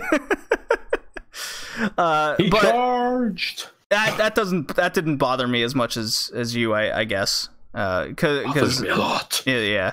And then 9 through 13, and to me, the show could have ended right then and there almost. Because then it goes into 9 through 13, where it focused more on the evil sorcerer Ashram, which again, no real explanation onto why he's evil. It's just big bad. I want to be the best sorcerer.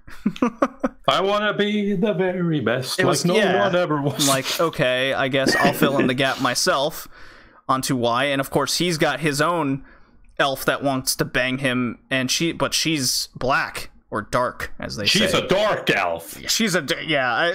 There was actually a line in there where, because the plot in episode 9 to 13 was to be the best bad sorcerer ever, he needs to sacrifice a high elf to resurrect. I think you're mixing up two characters, by the way. Am I? Oh, you're right. Yes. I am. Ashram's a different dude. My bad. Yeah, he had Ashram's the dude with the big bad sword. Yeah, the bad sword. Yeah, the evil sword. Yeah, and then there's another dude. There's another dude called Wagner, which was the sorcerer who served him, but then betrayed him to get the scepter of domination. Yeah, the scepter of domination. You're right. They were in the same group. Now I remember. The goddess of destruction and become a god. Yeah. Lots of fantasy babble in there. The fucking story is interesting. It's a fucking D&D campaign, but still. Yeah, all the gaps are just filled with our imagination. I keep saying that over and over again, but it's just such a major point that was completely missed. I don't know if it was they would rather focus on all of the action from the Dungeons and Dragons campaign, and that's why it was 13 episodes. Maybe if we watched the TV series, we'd get more information on the journey. I don't know. At the end of the day, it was we're the heroes and what we do is right, and everyone against them are wrong, and they'll lose. That's what I took. This? Yeah.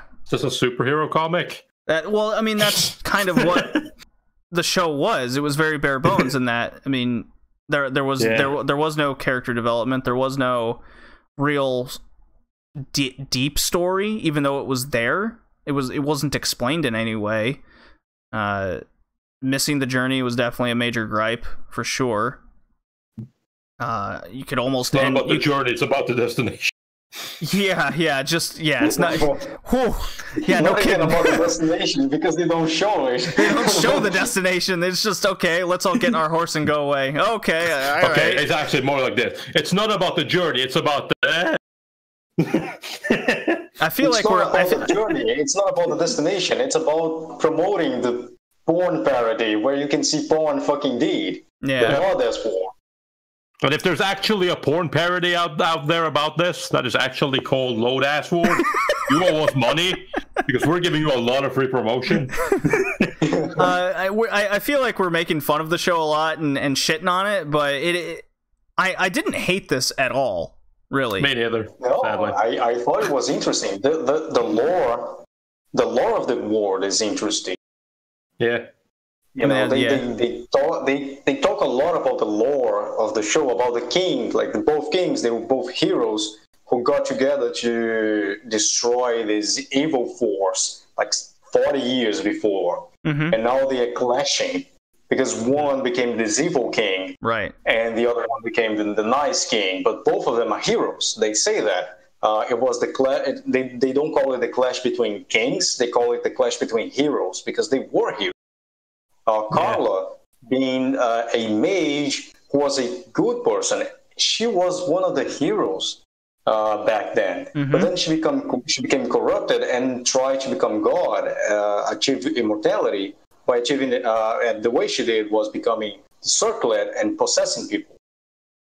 You have the other guy, which is the mage they want to talk about, Carla, who is also a hero from the past. You have the goddess of destruction at the end. You have the dragons, the ancient dragons, and then you see that although everyone think the dragons are bad, there's actually only one dragon that is bad, and the other three ancient dragons try to stop him at the end. So there's a lot of lore. The lore is interesting, and they focus on it. And the interesting part were the lore of the world. But Yeah, I really wish I was more into the fantasy babble rhetoric that it was going. I thought Yeah, I like fantasy lore, so I was paying attention to that. But the journey of the characters wasn't there. Yeah. So sometimes they would stop to make a story exposition, and I'll pay attention, and they would talk about the lore of the world, which was very interesting and kind of rich, and I would pay attention to that. But that was the small part of the show. I thought from a action and entertainment perspective, the last 2 episodes were very good.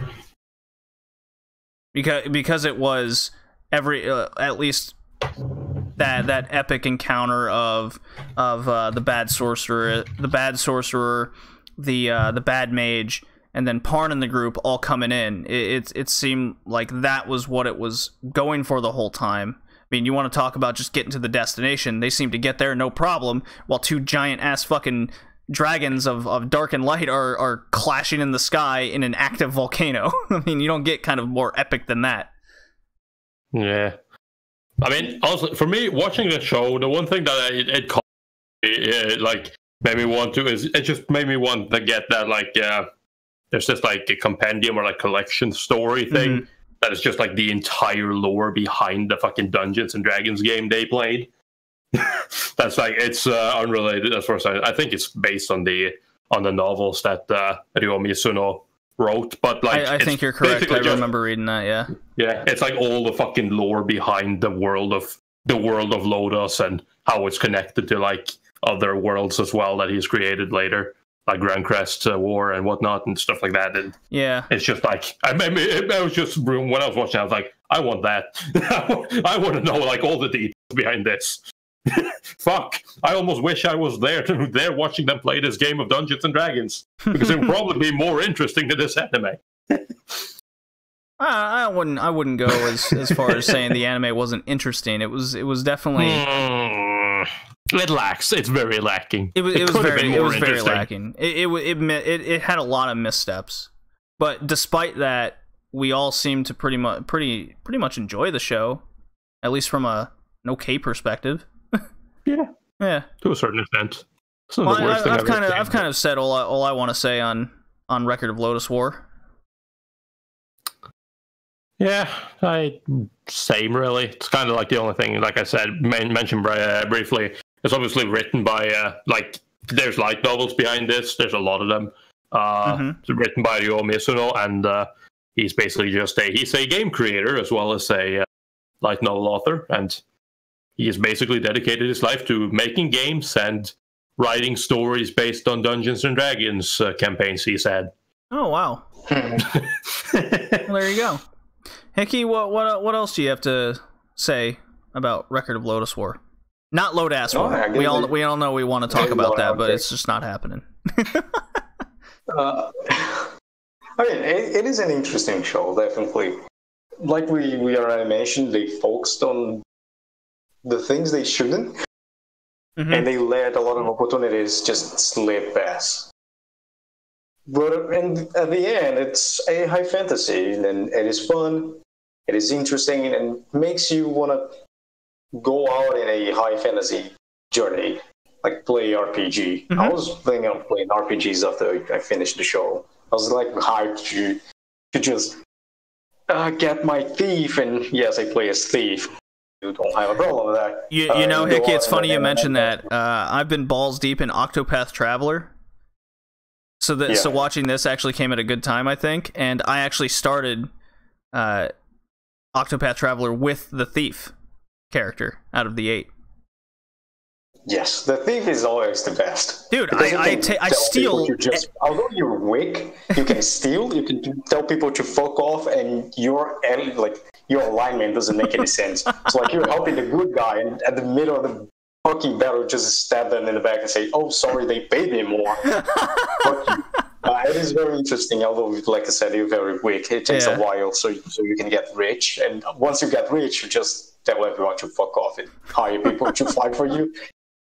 Regardless, I think maybe that's why I was so sad about Wood just fucking off doing his own thing after episode 8. Just oh, come on, the thief gets nothing out of all this. He got hosed. See, I think that, especially because there's a lot of things that they're lacking, it makes you want to, by yourself, with your friends, to complete this story, you know? I to get suppose. your own adventure out there. So on that end, I think it's positive. Of course, the lacking of certain aspects, they kind of took away my enjoyment. I wasn't a fan of the armor design as well. I thought it was very jarring. Really? Huh. Yeah, the oversized shoulder parts, like shoulder guards. I'm not a fan of that. Mm-hmm. I don't enjoy. Gotta make your women all. look strong, man. That's how they did it back then. And then they're still so weak. Yeah, there was a lot of instances of just damsels in distress the entire time, wasn't it? Yeah, I mean, that's kind of par for the time. Yeah. The music's good, like people like that. medieval music. The animation. I thought the music was quite good. Sliding downhill. Who did the music, by the way? Just keep talking. I'll look it up. It wasn't good, but it wasn't bad. I can't say I remember the music, but I didn't have any issues with it. I want to say I liked it. I think it fit. Yeah, it did his job, but it's not like it's not Escaflowne level by any means. No, it's not Megalobox level. It's not like I go out after it and go, yeah, I need to see. It's kind of like that's good. Like if you like RPGs, if you like high fantasy, it is good to get you hype to play more RPGs and more high fantasy. Yeah, but as an anime, it is not offensive, but it doesn't do anything. And the things that they do kind of wrong. So like, I don't know. That's the best opinion I can give of this show. Yeah, it seems we're all kind of mixed on it. Yeah.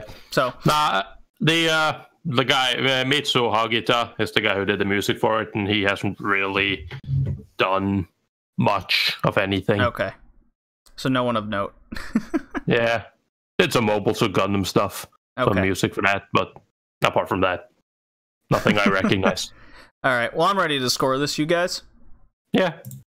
At the end of the day, I gave it a 6 out of 10. I thought it was fine. Nothing offended me in really any way.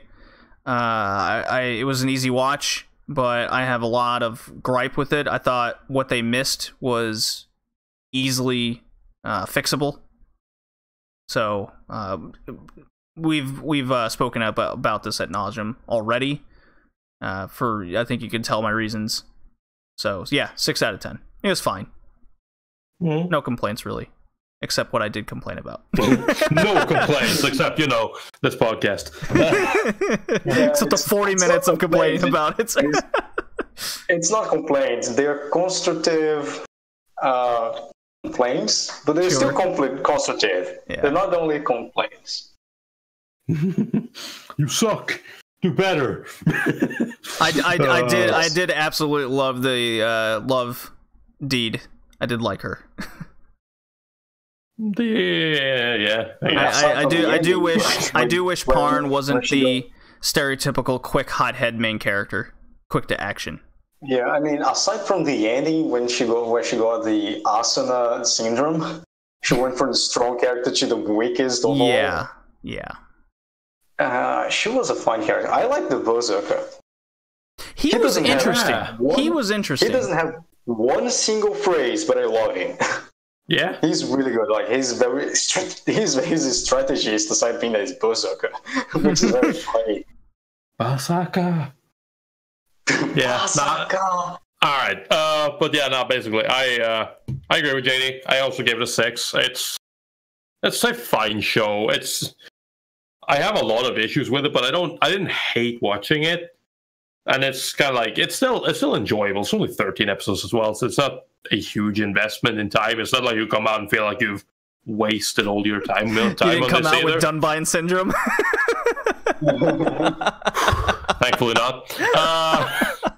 No, so yeah, it's fine. But like I said, it's definitely. I feel like getting this, or I feel like it's kind of telling that people highlight this as good fantasy, because I kind of feel like this is how starved people are for fantasy at this point. Yeah. They have literally fucking resold themselves to highlighting Lodoss War. That's one of the go-to fantasy shows. My go-to fantasy would be Escaflowne, big time. You mentioned why people are starved. What I did really like about this was it didn't feel like something wasn't advertised in my face the whole time. Yeah.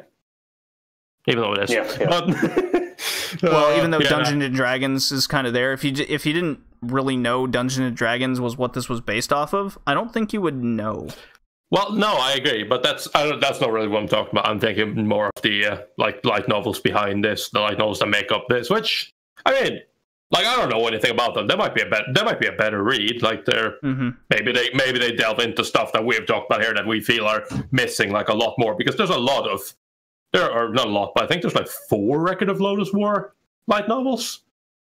And they tackle different things. They'll tackle different things, like, you know, the heroes. There's a separate one for the alone. You have one about the kings, stuff like that. Cool. So, Hickey?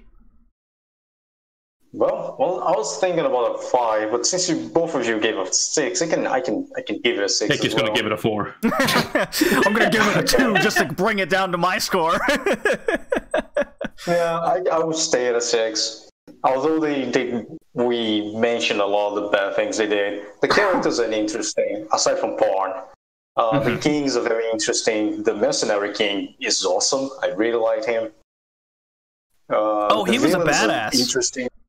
Yeah, he was cool. He was very cool. What did you? Okay, here's a question then. Now that you brought that up, everything. What did you guys think of the ballroom scene where you first come across the mercenary king? Because it looked like Parn wanted to bang him, and then Deed was jealous of his infatuation with him. Yeah. It was a admiration. Like, the guy's fucking badass. You can get the bitch whenever you want, because, you know, she wants your dick. But the guy is like the fucking awesome king. And like, it is someone that Parn came to admire. Yeah. So like, he was lucky to be trained by the mercenary king, to be honest. Yeah, he definitely was. Yeah, the most developed thing about Parn was his fighting skills. So. I mean, he got better. So that was Record of Lodoss War. We got 6s all around, 6 out of 10s. So not bad. It turned out to be a fine show. I'm glad I watched it in the end. Yeah. I don't feel like I don't have to watch it again. I'm curious about the TV show now. That's for sure.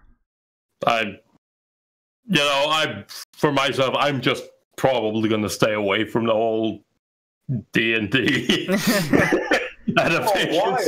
Let's play some D&D campaigns. Yeah, sure, we can do that. Just don't ask me to watch an anime about it. No, we're gonna make our own anime, and then you can write novel out of it and become an anime as well. Yeah. Well, anyways, guys, if you're listening and you're still with us, I would like to thank you, and I would really love it if you'd go over to iTunes or Stitcher and leave us a review. We will go over it on the podcast, and I hope you have nothing but high praise to say for us. This has been the Red Leaf Retrocast. Please seek us out on iTunes, Stitcher, Spotify, and many more. Go check out our YouTube page where I'm streaming a ton of games, and you can find every podcast episode on there in its raw form, or, again, head over to the other podcast outlets to find the better audio qualities. This has been Red Leaf Retrocast, episode 30, Worldwide Weebs, Record of Lodoss War, and we look forward to you in the next one where we review Dirty Pair. Woo! Peace. Yay. Goodbye. Hooray. Damn, this one was short. Oh, that's okay. Nothing wrong with that. It was. I know, but like under 2 hours? I didn't realize we could do that. We can do that, yeah. I mean, we could be way over 2 hours, but JD kept speeding up the video game part. Yeah. Yeah, it was kind of dragging, I felt. I didn't really think it got to the point where it was dragging, but I don't think there was necessarily more to talk about. Yeah, you know, there's this thing. Okay, let's skip it. I was like, wait, there's more. Yeah. This revolutionary Growutena for the Sega Saturn. I didn't. I don't know. Maybe I wasn't feeling just listing things over and over. Yeah. Well, we did cover the Sailor Moon fighting game on a retro gaming podcast. I don't know. For discussion point, maybe. I think we said everything. I didn't want to just sit there listing games over and over again. Yeah. That's fine. And at the end of the day, most of the podcast was talking about Record of Lodoss War anyway, so that was good. Record of Lodoss War. Lodoss War. We gotta watch the hentai now. I still fucking hope that's a real thing. Obviously, we're gonna message that creator and be like, "Yo, we give you so much free promo." All right, I'm looking that up now. There's definitely hentai of Record of Lodoss War, but I don't think that's. Is there? All right, hold on. Hentai. Of course there is. It's fucking hentai. There's a hentai of everything. Yep. Lodoss War. All right. This was episode 30, right? Yes, 30. Yay. Parody Record of Lodoss War, doujinshi and manga. Ooh, hentai galleries. HentaiFox.com. I almost wrote Lodoss War. Oh my god, it's deed number 1. Of course it is deed. Who else would think it would be? Carl? Like... You don't know, there's a lot of yaoi. There is. Let's see. There's the Dark Elf, Piropon. That's for sure. Oh yeah, everyone likes them. Some Dark Elf. Fuck yeah. Everyone loves Dark Elves. Yeah, that is for sure. There's a character N. I guess that's from the TV show. So you know, I'm just curious now. How much is there actually of the Record of Lodoss War, or not just Lodoss War, but how many of these fucking things are there? Let's see here. Grand Crest Wars. Yeah, that just came out recently too. Yep. Yeah. Hajimari no Bokensha Tachi, Legend of Crystania. Yeah. Lodoss War. Mahoseshi Louis and Starship Operators. Starship Operators? Starship Operator? What? Sure. What kind of campaign? That's a sci-fi. All right. Can you turn D&D into sci-fi? Why Apparently. Not? Well, I mean, because it's D&D. I mean, if you get a high fantasy award and advance it so much you get to the future, I guess it is a sci-fi high fantasy? Can we do that? Can we play that game? Can it be an elf in space? No. No? Oh. Wait. Okay, there's intergalactic war going on. Planetary government surrenders without a struggle. That's new. The cadets decide to launch their own war.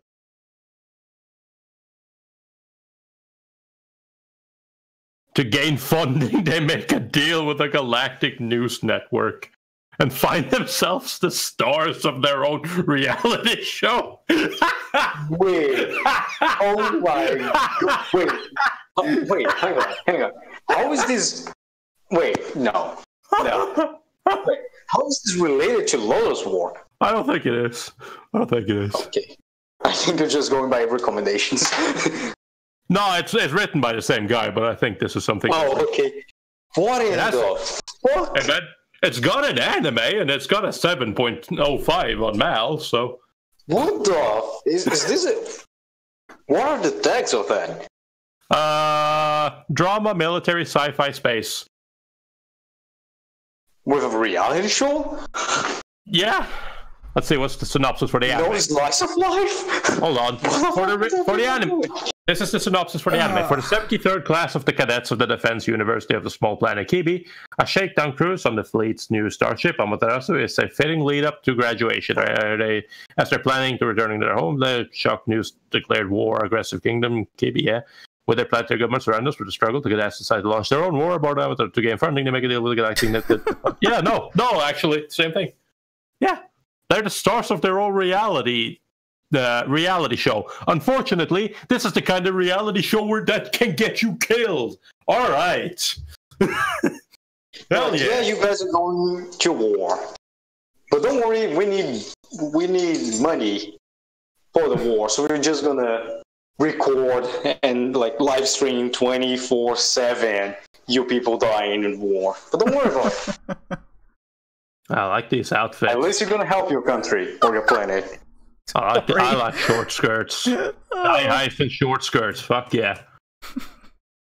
That's the ultimate spacesuit, you know. Yeah. All right. I'm ending the stream here, and you were still streaming? Yeah, I was. Disregard. This didn't happen. You can't use this against me.